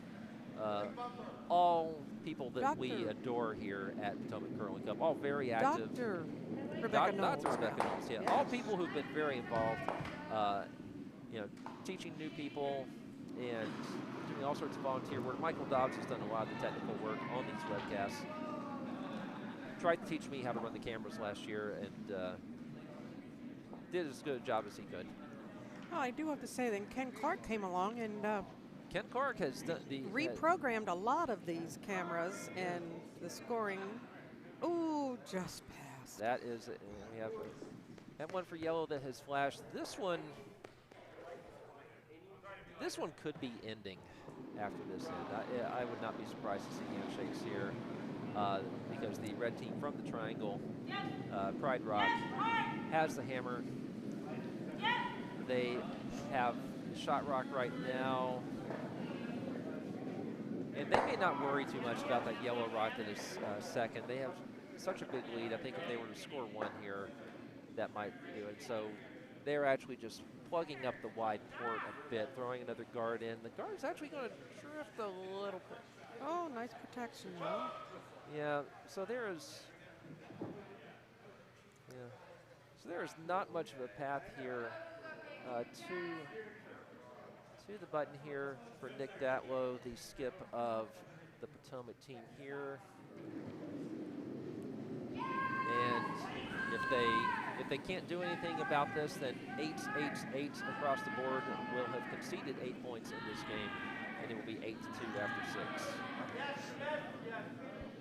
But this is the first of skip rods, and things can change drastically, as Marilyn Hayes has done several times in this game. Marilyn Hayes, again, if you're just joining us, she has played a fantastic game. The scoreline deceiving in this. It is, both teams have played quite well. Marilyn Hayes just on another level today.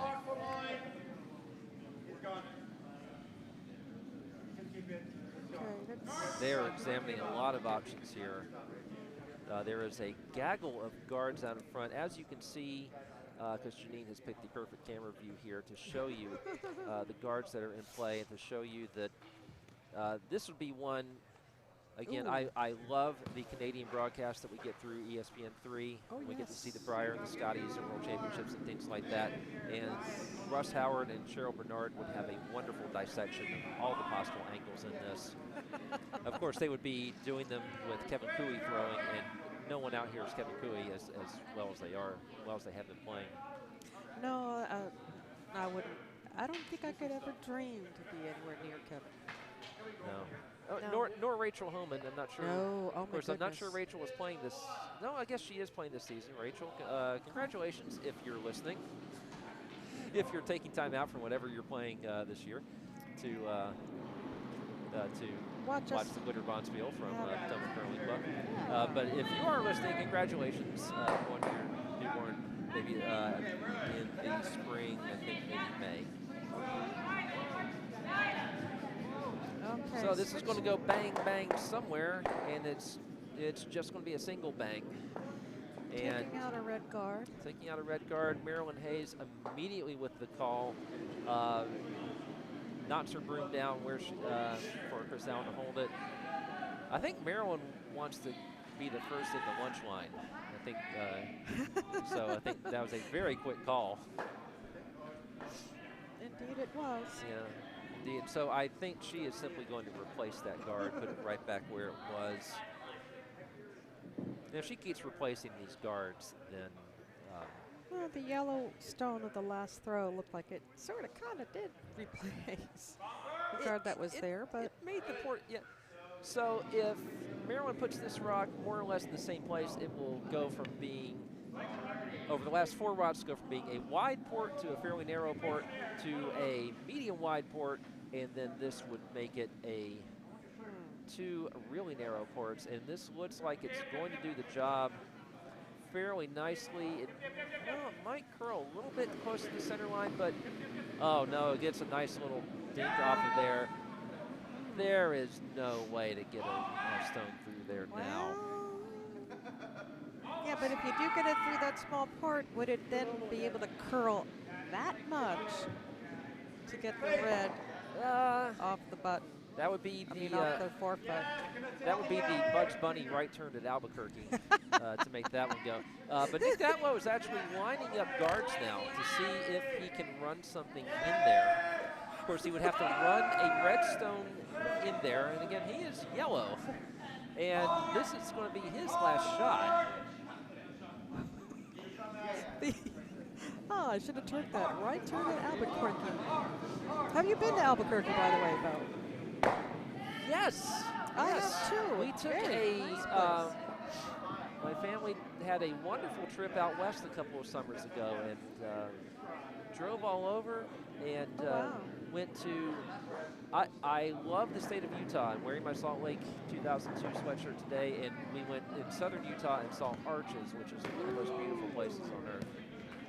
This shot has some venom to it. The sweepers are not on it. It is not, it is open to port a little bit, which is unfortunate because they don't have any more rocks to throw, and Marilyn Hayes does. So Marilyn Hayes could pretty much throw this away and pick up, be up 8-2, or she could try to draw somewhere, and she is going to try to draw to the forefoot, and this is a makeable shot, especially the way she is playing. The curl should be there. The question is going to be weight, because there's no backing, no room for error. So it essentially has to at least touch the forefoot or come close to it to pick up 2. We do have an update on sheet C. The eggplants have scored 1. Eggplant's up, so it is 6-1. And they all have smiles on their faces, which is wonderful to see. Good. Curling is for fun. Yes, it is. And meanwhile, less fun is sweeping hard to try to get a rock there, and they're not going to get it there. So perhaps the only miss of this game for Maryland, and it is over. It is over anyway. It is over. 8s across the board. Does in fact concede 8. It is 8-2 in favor of our guests from Triangle, which means you folks from Triangle, I assume you'll be tuning in at noon to see us. They will not be our feature game, but we will see them. We'll let you know what's going on because we know you're all tuning in for that. So congratulations to Triangle Curling. We have handshakes on sheet A as well. I did not see a final score, but that surely went to, unless we just saw an 8-ender, and even so, it would have been fairly close. This was, that would be a win for our Ottawa friends. Indeed. So we're going to leave up the last score that we saw, which was 7-1 on sheet A. Golden Curls over Have a Stiff One. So we have 2 games left, and there you can hear Courtney Shaw. You can probably hear her even if you're not listening to our webcast. She has one of those voices that carries, I'm told. Yes. All right, we're going to try to move our cameras over to sheet D. You know, when we get Bluetooth headsets, we can actually, well, fortunately, they are aiming our direction now. Well, not literally, or else we'd be jumping out of the way, as I did several times when I was reffing a soccer game yesterday. All right, looks like the cameras are resetting. Okay. All right, and this way we can see a little bit of C. Right, you can also catch, you can catch a little bit of C where the Vancouver team, Eggplant Emoji, trailing 6-1, has put up some traffic now. They have finally given up the hammer. I think this is the first time Queer the House has had the hammer. It's the 6th end. Right, they stole 1, then stole another, then stole 4, then had a blank, and then finally gave up 1 in the 5th. So this is the first time having the hammer for Cedar Kennedy, so we'll see what he does with that. Meanwhile, hold on. I think we're on second. No, I think we're still on lead rots there. And Hold the on, lead, checking cameras here. the lead throws a routine double takeout because that's what people do. The lead on that team is Odessa Herrera. Yes, that definitely was Odessa Herrera with her first. So, focusing now on sheet D, the closest game we have, it is 4-2. 4? Oh, yes, yeah, it 4 is. 4-2. In the 6th end, a battle of Potomac skips who know each other very well. Courtney Shaw and Michael Dobbs. Courtney opting not to play on the same team with her husband this week. Michael Dobbs choosing to be on the same team with his girlfriend. And they are sweeping a lot, trying to take out at least 1. And they do take out 1. They do not get shot out of that. And they do not have hammer, having scored in the last end. So the hammer belongs to K. Thanks by Michael Dobbs' team. So it's 4-2. House over K. Thanks Bye. That's right. And if you're watching us, you can see a bunch of sheet C, one of the Kennedy brothers. Yeah, in fact, on sheet C, you can, when we switch to the other view, you will see the only. Wow, that was set. Boy, that is going fast. Whoosh. And boom goes a guard. Anybody get the number of that truck? All right. All right, meanwhile, on sheet D, again, our closest game, we're seeing Rebecca Knowles and Bruce Black sweeping and getting it through a port. And my goodness, what a shot this is from Christina Lessie to get on through a narrow port into the 4-foot. They are line 2. They have hammer. There you go. There's your overhead shot. Yeah, Courtney Shaw now looking at her options. I did not even realize we had the capability to do overhead on sheet D. That is very cool. Do what we can do here at Potomac Curling Club. That's right. And Michael Dobbs, who set up a lot of these cameras. Get some kudos. That's and right. Also, as I was saying earlier, Ken Clark kind of did a lot of extra programming, added some bells and whistles, which are taking a little bit to get used to. On sheet B, Eggplant Emoji appears to be square dancing Okay. in kilts. So a combination of, well, you know, a lot of Scottish people did settle into the Appalachia region of the United States. Ooh, they're doing nice little twirls. So there would be some cultural interplay there. All right, Courtney Shaw is up for the first of skip rocks on sheet D. This is the first of skip rocks for either team, of course, because Michael Dobbs has the hammer. Courtney with a very delicate release. Both sweepers on it a bit. I don't know if she's trying to go through the same port and either freeze to or knock out the stone that Michael Dobbs just threw. The sweepers are off of it. It's going to get the overhead. Get past, and my good, if this stops, oh my goodness. Wow. Oh. Wow. That's worthy of a little cowbell. So yellow is my goodness. sitting, and you know, if Michael Dobbs could take that out, he would be line 3. But to get through that port with any weight would be very difficult. He could maybe tap that yellow one and be sitting 2 with hammer. But good heavens. Yeah. Very, very nicely done, as you said. The delicate release. That was a very delicate shot. I'm impressed. Now, I've seen Michael throw shots this well. He was there again. My skip on the hangover spiel. The main thing I remember, the first end of that spiel is the quiet one. The theme is that you don't want to hear any noise when you're hungover, and so my memory of so my memory of that is I was sweeping as much as I possibly could, and then looked up to see Michael waving his hands as hard as he possibly could, trying to get us to stop. And we did. So, but was it too late? Right. Oh. No, I think that shot turned out okay. Again, we were close to the lead until Christine spoiled it all for us. Christine, again, Michael's girlfriend. Until Christine played the wild card and absolutely ruined it for us. Well, on our team, Rebecca Knowles was our hero then. Yes. I think that you all scored points off of us when we played whichever game that we played in that game. Because I just remember. See some C along with D. Oh, and he went through that same port. Oh my gosh. Michael went through that port and hit it hard. Kidding me. Red line 3 now. What is Courtney going to do? She's thinking of hitting and rolling again. Okay, so that means just thread through the port. Again? That small port. Oh, I have an overhead view on the screen over me now. Wow, we are high tech here. Woohoo! Yeah, he might as well do some work today. All right. By the way, Triangle people, if you have any congratulations to pass along, feel free. The Triangle team is back in the war room, and they happen to be sitting right behind me, so I can pass along anything that you say from the chat. All right, let's see what Courtney does here. Trying to keep up with a little action on C at the same time.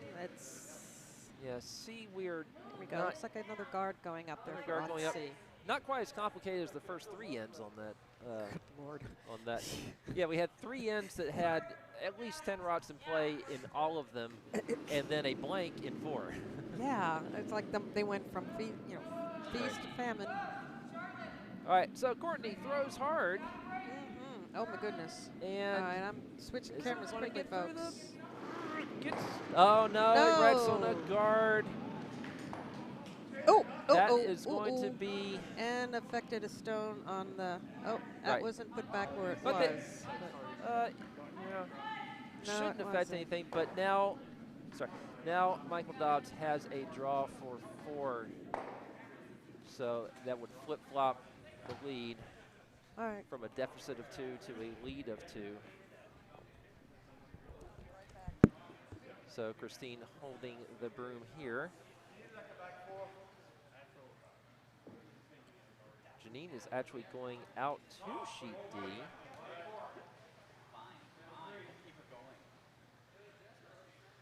Oh, Janine is actually going out to sheet D to point out that the rock that was, a rock from sheet D went over and dinked into one that was on sheet C that was fairly far back in the house, and trying to point out that it was not quite replaced where it was, and one of the Vancouver guys just went meh. I think we're going to see handshakes after this end anyway. The Vancouver people seem content to come in and have lunch. All right, Michael Dobbs now drawing for 4. Sweepers on it all the way. And Courtney, unfortunately, with her last shot, took out the guard. So that's going to settle in. That's for red. As you see, Christine holding up the number 4. Yes. And so that is going to make our score 6-4 after 6 ends. Do we have a view of the far house on sheet D that we will need for the 7th end? In a moment. It is, right. Hold on, we've got some technical work to do here. Tight Oh, I'm being told that it's Hudson with the darker hair. Cedar is the blonde and the skip. We you. might have known that, but I'm not sure because we're not always sure where we stand in the end. We can tell you that on sheet C they are to skip rots now. Ms. Carlson, you are on top of things. You should be here commentating with us. That's right. Mm-hmm. Yeah, they are skip Next rots. Bombspiel. Drawing against one. And the aforementioned Rebecca Knowles, Dr. Knowles, heading to Ottawa after this Bonspiel. We will miss her. Goodness, how's that going on? Hold on, camera's not perfect. I think Rebecca has just put one that's going to. Michael Dobbs yells, "It's great." All right, do I have that overhead? Yes, I do, but you cannot see that that's a guard. So, and I can tell you that Marilyn Hayes has opted for Gatorade rather than alcohol since she knows she has another game to play and will keep trying to throw 125% shots. But cheers to everyone on the ice for that one. Oh, yes. So, yeah. In fact, Jimmy has put on another layer because apparently he is colder in the warm room than he is on the ice. I have no idea how that's possible. Okay, so let's take a look at sheet C because we're still early on sheet D. Rebecca's about to throw her second. The first yellow rock there thrown by Charlotte Clock is nestled into the back of the house. There you go. Right. There you go. Even better. Right. On sheet C, we're having the final delivery from Clayton Bergquist, the skip of Eggplant Emoji. Maybe the final delivery of the Bonspiel. Well, we'll see. If they can score here, they can. Well, they would need a steal. A force looks much more likely.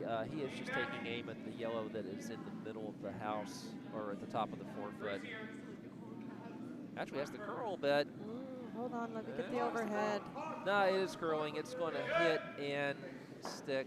Ooh. Oh, actually a slight roll. Looks like he was maybe trying to get it under cover. Did one of those weird kind of backward spins toward the end. And didn't quite get there.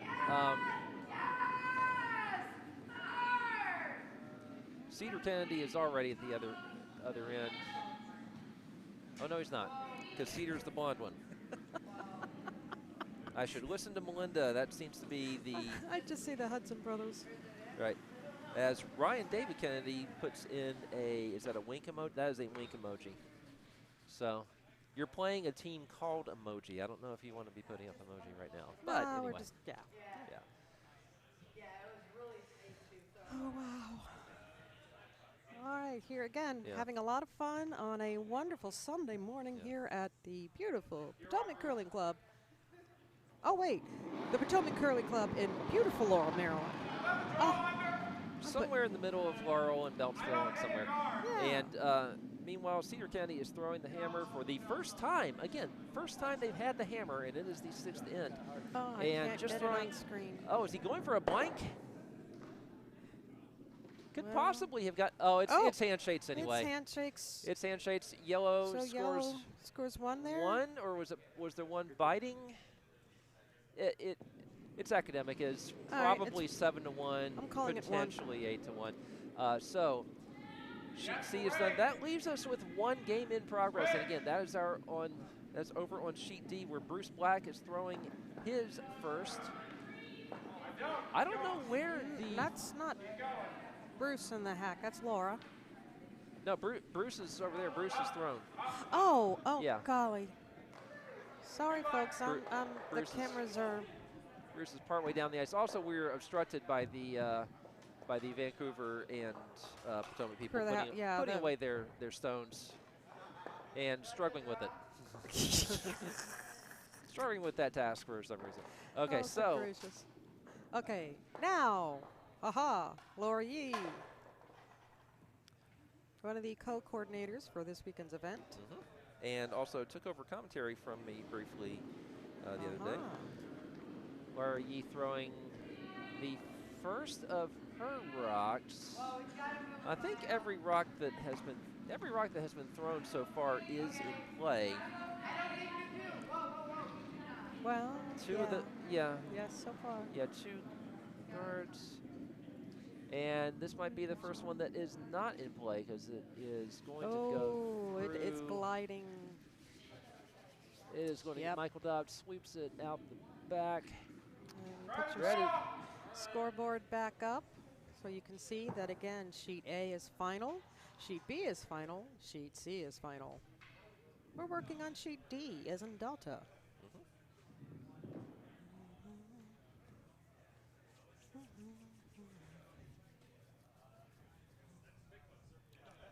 So Bruce Black throwing the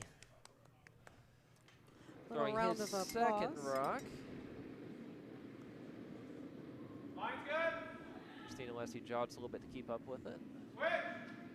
And Christine is the one with the shiny pink skirt. Rebecca is the one in. They're not shiny. They're not shiny sweatpants. All right, let's take a peek at the overhead shot. Yeah, and Bruce throwing pretty much the same path, and that. So red is going to be line 2. At this time.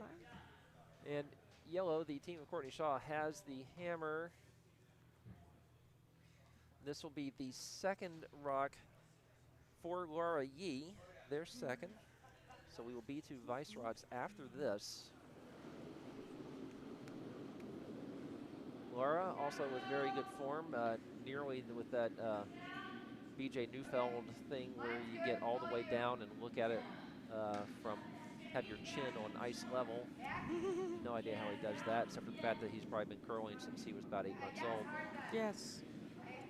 And Laura, I think, is going to hit this red a little bit and get a bit of a roll. So yellow will have shot, and that might be guarded. Do we have a... Well, with our angle of camera, it's hard to tell. Bo, you'll just have to walk down that way. I can't walk anymore. Oh, no? So okay. Actually, I can see where the center line is, and so I can see that, yeah, it's guarded. There's definitely a draw path to it as Christina Leslie, the vice. Shiny pink skirt. Shiny pink skirt. Yeah, the vice for the Kay Thanks Bye.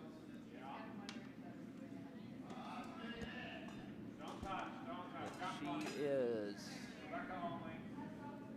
trying to curl it. This one is, I don't think it is curling as much as she wants. All right, let's take a view of the overhead.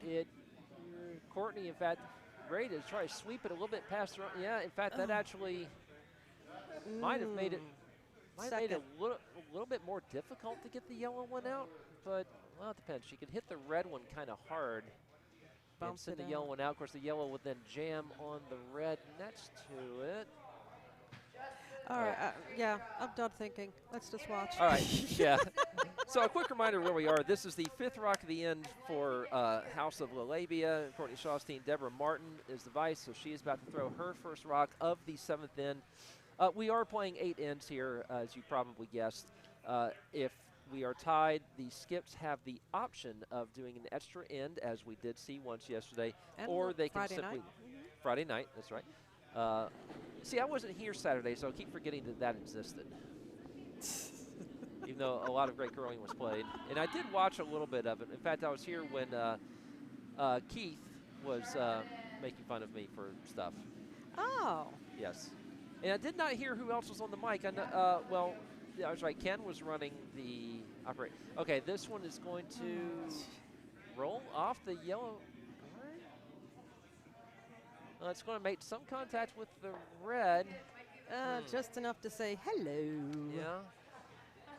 That is probably 4th rock right now. I think if you were to count rocks, we'd go yellow, red. 4th.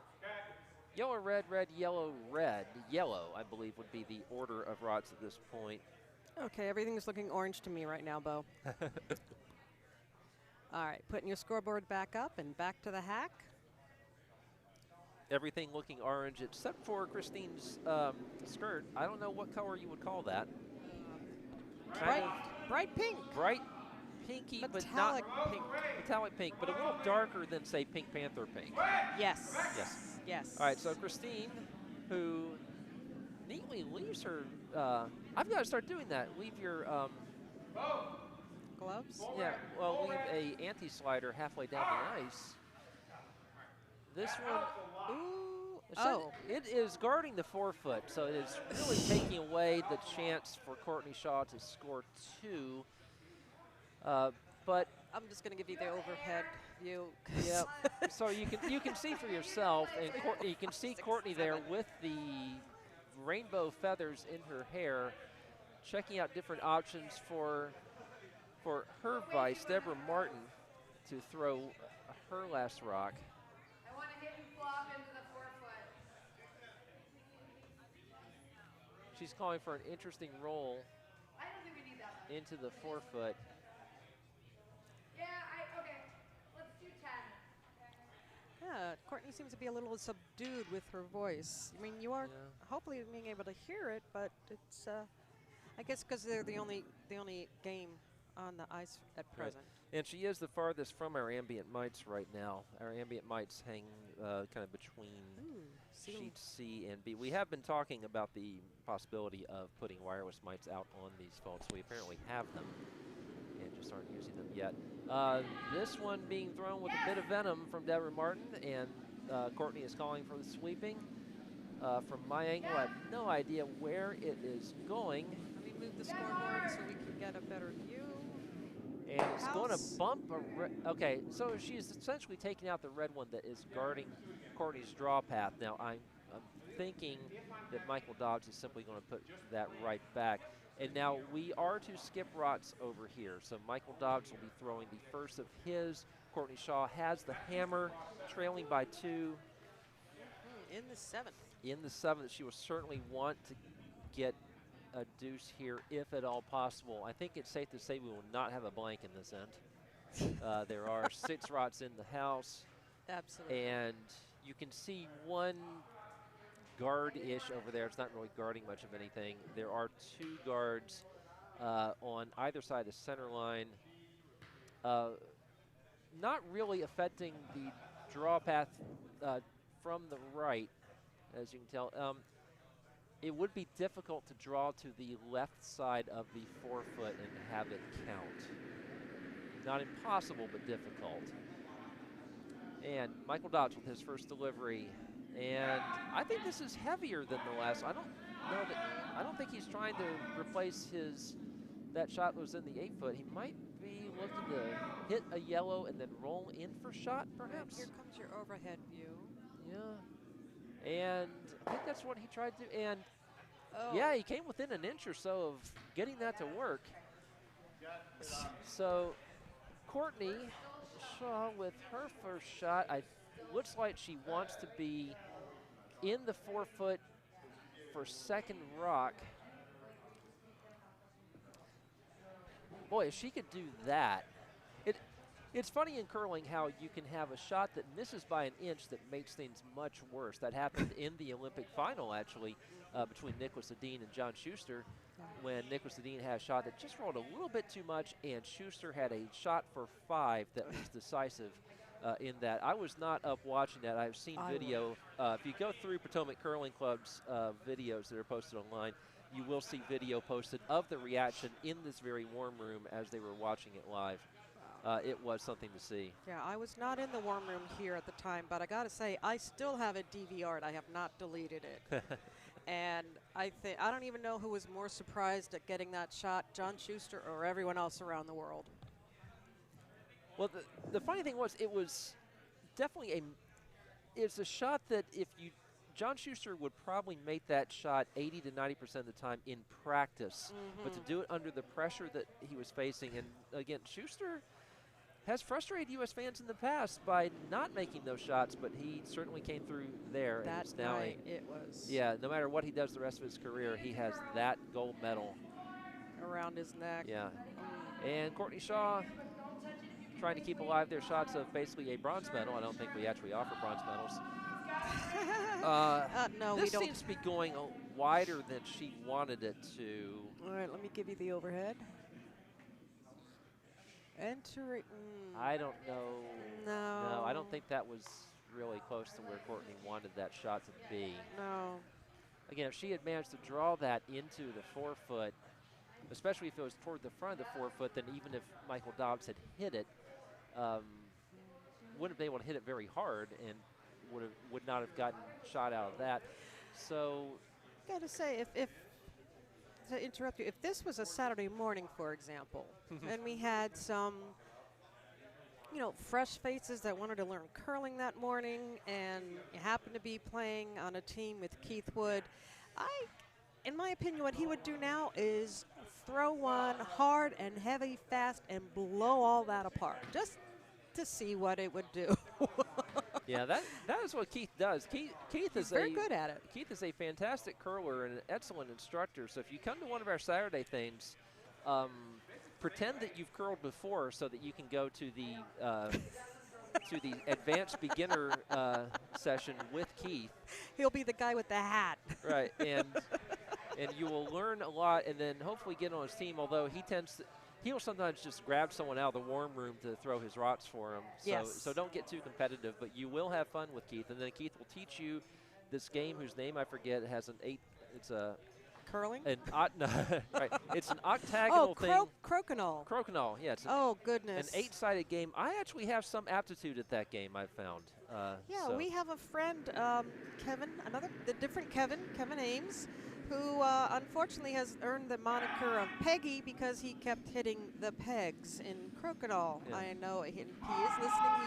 He's going to give me a very hard time for mentioning that on air. I'll tell you more about Kevin after this shot goes in. All right. Possibly Ooh. two. No, right on the guard. And so that is going to leave Courtney a shot for 2 that would tie it after 7. And it's certainly no more than 2. There's nothing else she could do. Good. Now, of course, all she has to do is draw around a guard to the 4-foot. So Yeah, that's all. That's all. So. Okay, and folks from the teams playing at noon have arrived, so in case you can tell, there's a little more activity, more liveliness here in the warm room. All right. Let's see if, all right, Courtney's getting back to the hack show. Let me put that scoreboard back up, get the cameras, put up Courtney's name. All right, so this is the hammer on the, this is the hammer in the 7th end. There is a red guard just to the right of the center line, maybe 6 feet before the house. So certainly one that Courtney can curl past. Courtney, by the way, played in the Grand National mixed final against the Hunter Clausen team. Hunter obviously won that, but Courtney Shaw, that tells you the caliber of player that she is, and she and her husband Melvin are a very effective mixed doubles team. This one, the sweepers are on it. All 3 sweepers are coming out now. They really want to get this into the 4-foot. I know it is going to come up short of the house. So Courtney's last 2 shots are going to frustrate her a little bit when she fully wakes up.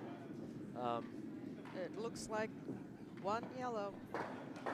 Has 1 yellow, so Courtney has the unenviable position of being down 1 without hammer in the 8th. The Vancouver folks are out on the ice, perhaps throwing some practice rots before they depart. I believe they are eliminated. If you Are they? Yeah, if you lose. Oh, they're taking pictures. If you lose here. They have been a fantastic group of guys playing. They have been. They've been a lot of fun to watch, a lot of fun to have around the warm room. Very glad these folks from Vancouver came all the way across the country to play in this one. And across the border and across the country. That's right. Good Lord. Yes, they are getting out. They are posing. I believe that's one of the Kennedys taking their shot. Oh, with a picture of the hog for the hog line. Yay. Yay. That's fantastic. Speaking of hogged. Speaking of hogs, yes, the first shot. As the first shot from Charlotte Clark has hogged. Okay, the ice conditions. Yes, as Courtney sneaks past us and is gesturing to Melvin Shaw, her husband, about something. No secrets Oh. here at Potomac Curling Club. That's right. It looks like she is asking Melvin to fetch another anti-slider, sometimes called a gripper. Yes. Yeah. Thing that makes you not fall, although I still managed to fall even with my grippers on at one time.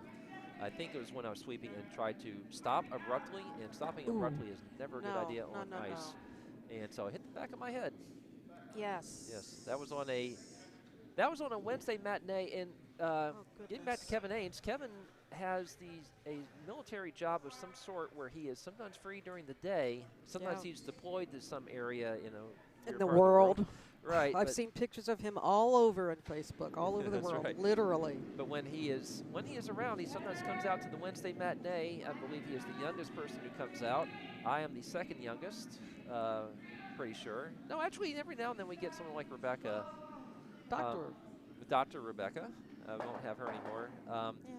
And one thing I've noticed about him is that he has the name of the band Rancid tattooed up his forearm. Oh, interesting. Yeah, he has a fair amount of ink. Yes, he and does. it was interesting because Rancid did the song Rejected that people at School of Rock have done because they had this fantastic bass player who looked like this meek blonde woman in high school who could play the bass line for Rejected, which is epic. She is going to go off and be a professional musician, as is the lead singer from that group. Yes. Grab those. Okay. Okay, here we go. The newly Dr. Rebecca Knowles. Although I assume because you finished your PhD program, that is... That's intentional. Yeah. That is intentional. She threw that one away. Okay. Yeah. So trying to keep the house uncluttered as they just don't want to give up a steal of, certainly not a steal of 2, and ideally not a steal of 1. Absolutely. Right. Leading by 1 with the hammer. So yeah, Rebecca Knowles simply throwing that hard to the red line. Oh, goodness. Aye. Technical difficulties. Courtney Shaw asking for another center guard, and that's what she's going to get. Oh, well, no, actually not a center guard, actually a center stone into the house. Courtney actually sweeping it to get it on the 4-foot, and it's not quite guarded. Because you can see the overhead as you're looking at it is overhead. Just to the left. Oh, sorry. I can see the overhead. Permanently. I didn't see what I'm angle has. throwing up on the web. So as you can see, that is to the, as you're looking at it, it's to the, well, this is confusing because it's a different view than I have. As you're looking at it, it's to the right of the center line. The guard is to the left, just touching the center line. So you can see probably 90% of that rock from the hack. Bruce Black, whose daughter just finished her game, and Diana Black. For some reason, I was thinking Rebecca Black, who is famous for a different reason. No, it's Diana. Beautiful it is young Diana. lady.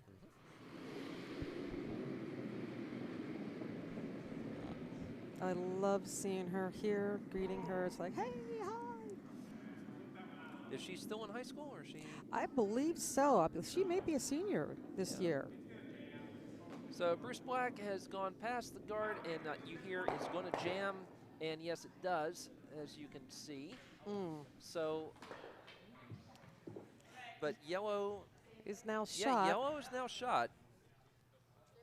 But it's still very early in the end. It's still a fairly open house. We might be seeing Laura Yee try to change that a bit. This is her second rock. So the 4th rock yellow is playing in this end. Has a little bit of weight. I guess she is trying to tap that red one out and then ideally roll next to their own yellow. Or I could be completely wrong and she could just be drawing to the 4-foot and more or less freezing to hers, which she sort of does, but I think that one can go. Yeah.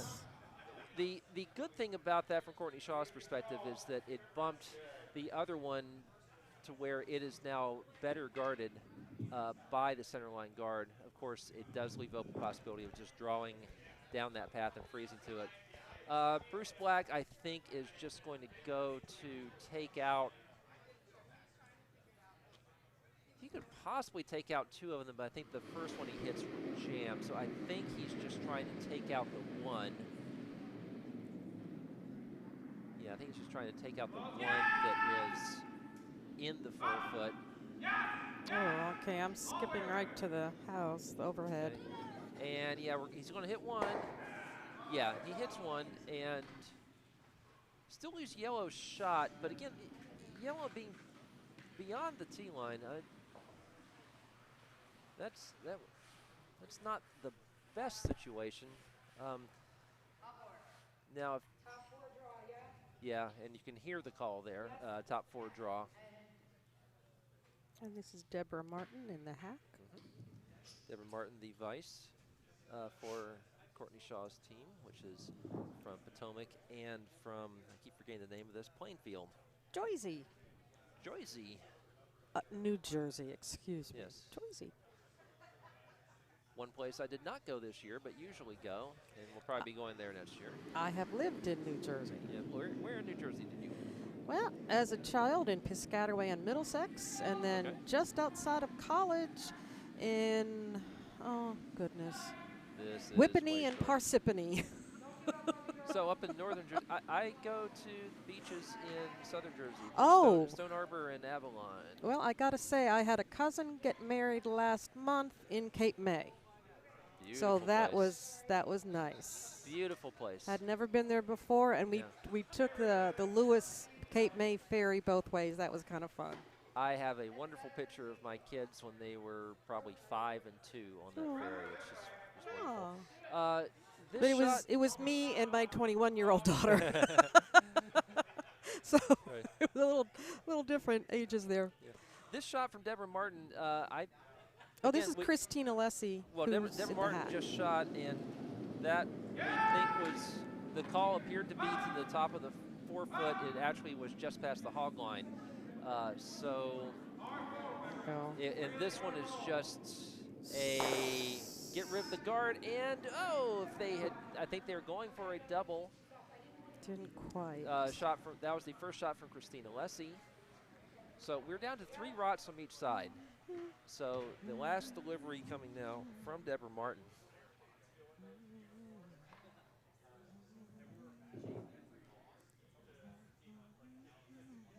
In case you're just joining us, which I kind of doubt considering our numbers have dropped since the other 3 sheets. Since the other 3 sheets have gone out of action. That's 11. Yeah, down to 11. We were up to, I believe, 19 at one point. Oh. And, of course, some people drop in and out, so there's probably more people. In fact, actually, yeah, you can see, sometimes we peak at, 18 or so, but then you look at the stats later and it says 80 people streamed. So, yeah, people drop in and out. I dropped in and out a couple of times yesterday. So this one, they're going the other path, trying to guard the one they have in there, and ideally have it be sort of one of those, guard/draws, kind of a drawed or a gaw. All right, there's your overhead view. You see it's at the bottom of the screen. Yeah, and you can see it. Yeah, you can see it pretty clear on the overhead. It might be biting. In fact, Ken was saying from our overheads, if it looks like it might be biting, then it is. It doesn't matter, though, because I think Christine is going to make this one go to the parking lot. Yeah, Christine throwing a lot of weight. So accuracy is key. Maybe trying to get both of them, but from the line it's taking, I don't think that's going to happen. Well, one and... I'm wrong. Oh. I actually thought that Yellowstone was going to go the other direction, but I'm looking at an angle, so give you some idea. Courtney Shaw now up for her first rock and directing Deborah Martin where to hold that broom.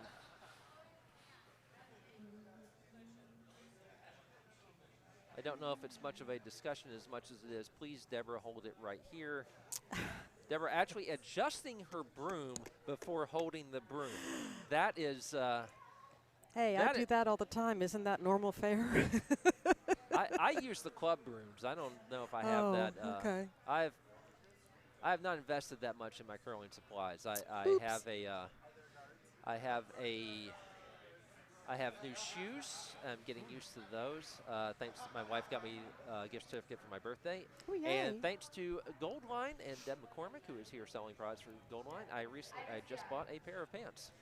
DMC. Yes, and I was a little bit disappointed that they have Stockholm is what they make for men, Vienna is what they make for women, and I am from Vienna, so I was kind of hoping to get the Vienna pants. I was tempted to get them anyway. Not sure they would have fit my frame very well. Well, this would have been the correct weekend to do that. Yes, it would. Yes, it would. And any other day of the week, too, but. But I don't really think I can change my body composition quite that much. So,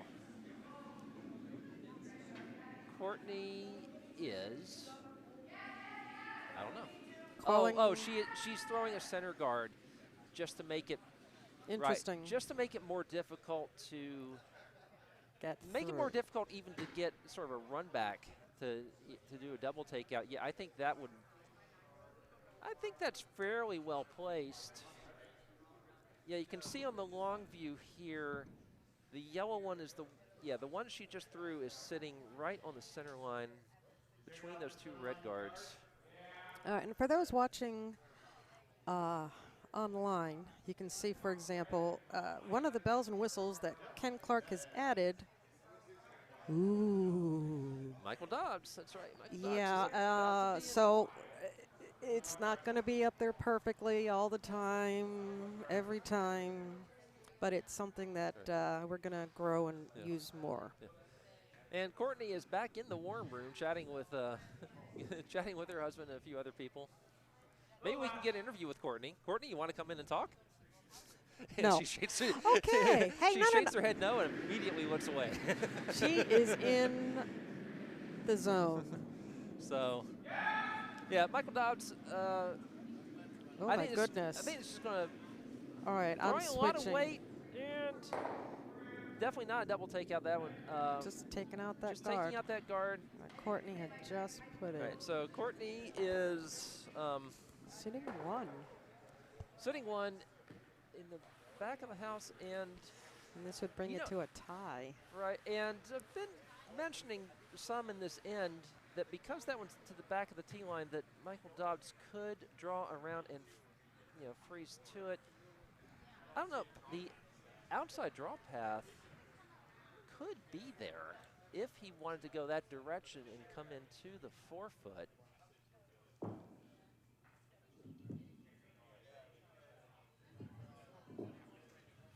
It'll be, I believe, the out-turn draw.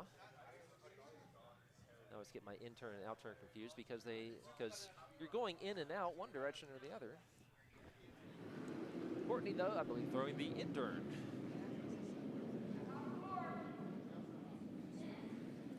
I heard top 4. Being hollered. Yeah. Top 4, it's all you, she says to the sweepers, who say, yeah, right, we can do that. I don't think this is getting to the top 4. Even as Deborah Martin tries to run out and get there. Well, no, that is not quite that. They've called top 4 a couple of times and come up short of the house. Shy. Let me see if I can. All right, well, there's your overhead view. It's still one yellow. Yeah, and you can't quite see the one from there.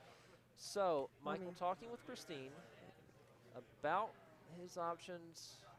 It doesn't look like they're looking for that out-turn draw that would go around the same side. It would be the same side as the two reds that you see in your view. Oh, well, from the view that you can see here, it would be the path closest to us. I think he could get around those guards and get to the 4-foot and maybe even use that yellow one as backing and score the one that he would need to win the game. To secure the win, yes. Yeah. Is this the last stone? This is the last stone. In fact, actually, now that I look at, now it looks like Michael might be looking at that, might be looking to, well, actually, he was perhaps looking at, yes, that is what they're going to go for. After discussing all sorts of other things, Michael Dobbs is going to go for the draw. You can see where Christine is holding the broom. It is going to turn into center from there. Okay, we're So, going to split the screen. so any part of the forefoot, well, yellow might be just biting the forefoot, but really if this gets anywhere significantly into the forefoot, then Michael Dobbs will walk off with the win. So. We may try to get an extra commentator in here for the last game because there will be some other people sitting around. Maybe we'll bring in special guests here and there. I may go recruit in between games for the 12 o'clock session. 12 o'clock session will be our final. Our final will be between Bond Girls from Royal Canadian and Stable Bleak Geniuses from Potomac. All right, here's Michael Dobbs. Sliding now for this draw. This might just be me, but he did not look that confident in that. Sweeping, he calls sweeper on and then immediately off. It is not light, that is for sure. If, boom. Well, we're going to have either an extra end or a draw. We'll see what Courtney and Michael agree to. Of course, they are both skips who know each other well, both in the Capital League here, our top league in Potomac. Probably faced off 100 times over the years. So let's find out what they're going to do. Ow! And let's not bump into the other end there. Well, Courtney and Michael are going to the other end of the ice, so we are going to have a ninth end, which is disappointing for those of us who wanted to go grab food. Yeah. Anything to affect food getting. Yes. But it's exciting. Can't say it's you're not. not getting your money's worth. Yes. So the 9 of you still on our broadcast. We'll get to see bonus coverage. bonus coverage. All right. And I will keep you up to date on which rock this is. This is the first rock from Charlotte Clark of House of Lalabia, which just stole in the 8th end to force this to go in. And this one is going into the house, it looks like, as Courtney sort of stares wistfully at it. I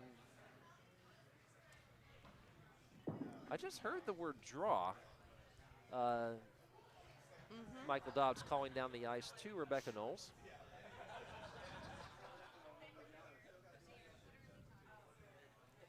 The winner of this one will be playing again in the D final. And the D final essentially you could say is our 3rd place game. Fourth. Boom. And the house is clear. Which reminds me that Queer the House actually won its game, and they will be playing again. In fact, they will be playing the winner of this game. So that will be another all-Potomac game. Well, at least partly Potomac. If Courtney Shaw's team wins, there will be a couple representatives from Plainview, New Jersey. One of them, Charlotte Clark, has just thrown, and one of them,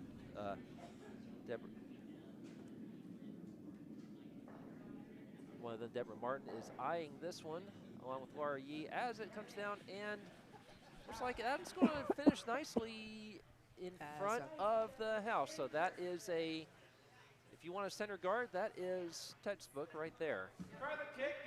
So a good final shot of the Bonspiel from Charlotte Clark. Unless we get a weird blank and end up going to a 10th end. Oh, please. Which would be which the you know, Bo, if they go into extra ends like this, our pay does not increase. That's right. We are paid the same. Exactly. Actually, maybe paid a little bit less because we are paid in food. So we will be last in the lunch line. That's right. Because the only people involved in curling right now are me, Janine, and the 8 people on the ice. Everyone else is showering down and having a wonderful time. As we have the tick shot from Dr. Knowles. We have a number of doctors that are members here at Potomac Curling Club, and we're not talking medical, we are talking intellectual doctors. Yes, I am the slacker. I only have a master's degree, and it's in liberal studies, so it's not particularly useful. Oh, I don't even have a master's. I just have the BS. Well, my master's basically is BS.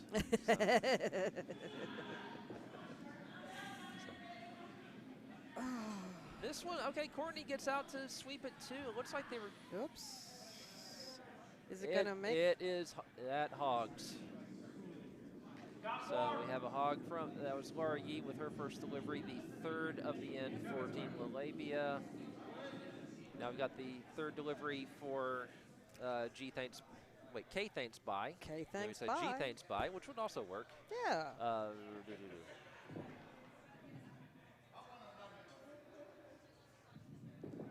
I will have to redo my sheet at the end of all this because now everyone's going to be playing in different pairings, and I can't possibly use the same sheet because I'm already getting confused looking at different. I actually printed this sheet last night before the last night's results had gone final, so I had to. So I Did you bring 2 of those? Nope. Oh. That would have been a good idea, but again, I'm going to have to reorder these anyway. This shot from Bruce Black.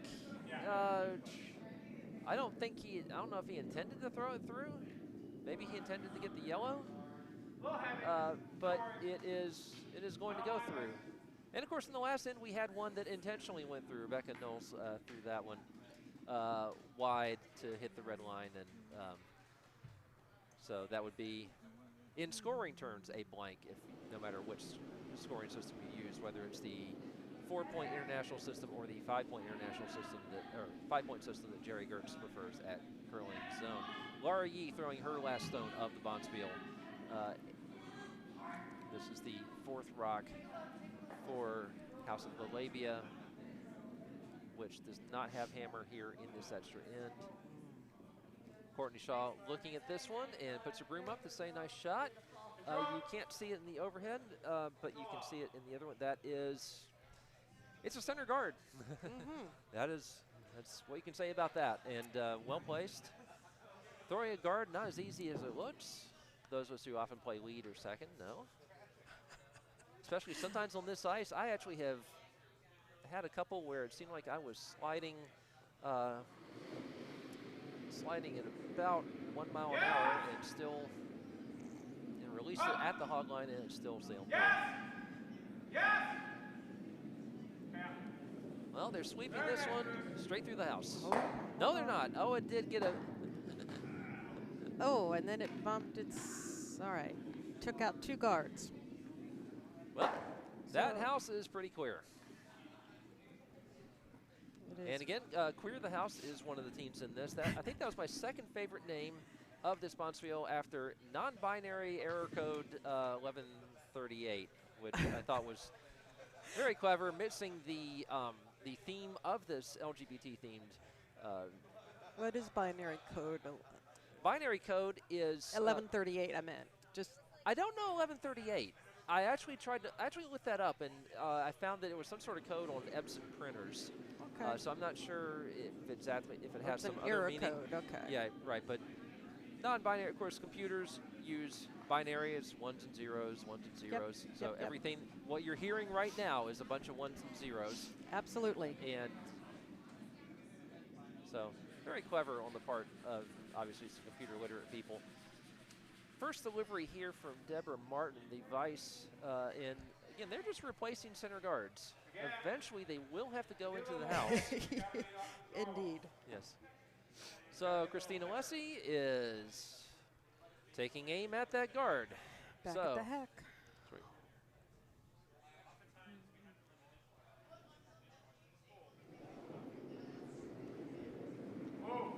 Ooh, lots of weight, moving fast. Michael Dodd's making the universal whoa symbol, and it flashes. So Courtney Shaw might be in business here. She immediately goes over and puts her broom for what looks like the outturn draw around that yellow center guard.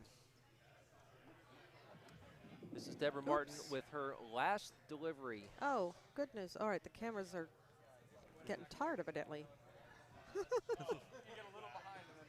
So Deborah Martin with the her last delivery, the 6th rock of the end for our yellow team from Plainfield and Potomac. Skipped by Courtney Shaw. Courtney Shaw down the other end, holding the broom. Calling the sweepers onto it right away. Of course, the ice has probably changed a bit because we had 4 sheets going. Now we have 1. I have had no luck judging the curl from this angle, so I will look overhead and see that it stops short of the house. I don't know. I thought they were trying to get in the house under cover, but it seems to be another guard. I thought they were too. Of course, if Courtney had really wanted it there, maybe she might have made the mad dash out to get 3 sweepers on it. Try to get it an extra little ways in there. From my angle, it's hard to tell how close it is. It's got to be at least a couple of feet short. Christina Lessing now targeting at least 1 guard. Trying to leave the house open for a final draw for Michael Dobbs, her significant other. This is Christine's last delivery to Monsieur, and 1 guard in, 1 yellow. No, it's not going to stick around. No, almost, but no. Almost. So we have nothing in the house, so that potential blank to give us to a 10th end is still in play. Ugh, I need more coffee. I have been drinking a Coke Zero this entire game, and I'm amazed that it has stayed relatively cold. Oh, well, So. no, my coffee is gone. All right, here comes Courtney Shaw with the rainbow feathers in her hair. Woohoo! That's right. If you're going to San Francisco, wear some rainbow feathers in your hair. Yes, and a very colorful rainbow bustle is what we're referring to it as. Bustle, yes, neatly tucked into the back of her curling pants. All right, so this is the first of the skip rots here. Either that or she's wearing an apron backwards. Think? That could be. I don't know if that would be a very effective apron. No, I it think wouldn't because right, it's very sheer. it is sheer, yes. So any spillage would go through. Yes, it would. You would have marinara on your apron and your pants. Oh, yes. All right, this one has more weight, so this might be the draw into the house that we were expecting with the last rock. Sweepers are on it. All 3 sweepers are on it because it is dying, but it should get into your view, I think. Yes, it does. Okay, so it has plugged. It's in view of the overhead, but it's not in the house. It has plugged a draw path, and you know, if people keep coming up short, we will have an extra 10th end. Hey! Although at this point, I think everyone would go in and yell just to have and Courtney Shaw is the organizer of this Bonspiel, and I think she would say, no, let's just do the draw to the button and get this over with so that we can get ready for our 12 o'clock session. Yeah, because the ice is going to have to be repebbled and nipped. Right, and we do have sweepers. We do have the ice crew already working on the other 3 sheets. Yes. Thank you, Joe Assertion. Joe Assertion has the big broom out, the big wide broom, doing the nice sweep to start our process of getting the ice back in shape. Michael Dobbs taking wobbles a little bit on that delivery. That was not like him. We'll see if that affects the path of this as he's maybe trying to take out both guards. And he does us all a favor and takes out the one that was out of our camera view. Hey! So, there is still a corner guard that's out of our camera view, but I don't think it's affecting much of anything. Oh, and you can see Joe Assertion on this shot as he's working on sheet C. Joe Assertion is sweeping. Our fabulous, part of our fabulous ice team. Yes. And just think, if we do go to a 10th end bow, for our viewers, this is more curling fun for their money. Yes, please visit our sponsors. Who are our sponsors? The Door Children College Fund and the Green Daughters Payback College Fund. I mean, we have a few sponsors on the ice. In fact, Yes, we Buffalo Wild Wings Buffalo is Wild on Wings the, on sheet D. On sheet D, so they're getting a little bit of extra exposure. Oh, as well as Red Hot and Blue. Yum. Boy, what a combination of food that would be. Buffalo Buffalo Wild Wings and Red Hot Blue. This is Courtney Shaw's last stone, by the way. Got to pay attention to that. And she looks to be drawing behind cover, off to the right, so she's. Oh no! And it doesn't get there. She stares. She stopped at the hog line and was staring at it, going, "You're kidding." That's got to be 4 rocks this end, thrown by the last 3 that they've been going for a draw and come up short of the house. We do have other sponsors. Do we have a chance to say Visionist?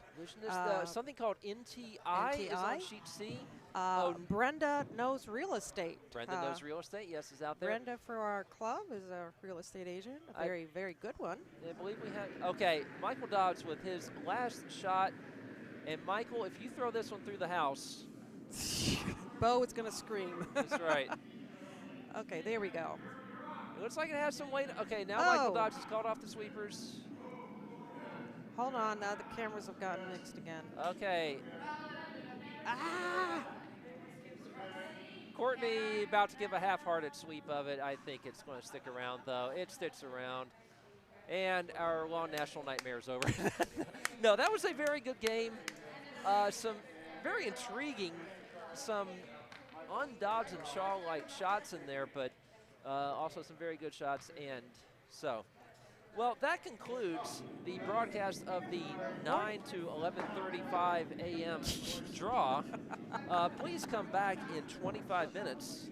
We'll be doing it all over again. Janine and I will be back, and I may grab some people. In fact, I may grab Courtney to come in and do more commentary. So, from the beautiful Potomac Curling Club at the National Capital Ice Center in Laurel, Maryland. In Laurel or Beltsville or Montgomery. Part of the greater Washington, D.C. metro area. Yes, we're in Montgomery County still, aren't we? Technically in Montgomery County, nearly in PG County. In fact, if you go to the lunch place where we go after the Wednesday matinee, we veer into PG County and then back, I believe. Yeah, we're right on that borderline. It is almost on the line. So, all right. We're really on the edge here at the Potomac Curling Club. Living on the edge. And on that note, from Aerosmith, we will bid you farewell from the 9 o'clock draw. Join us in 24 minutes. Thank you very much.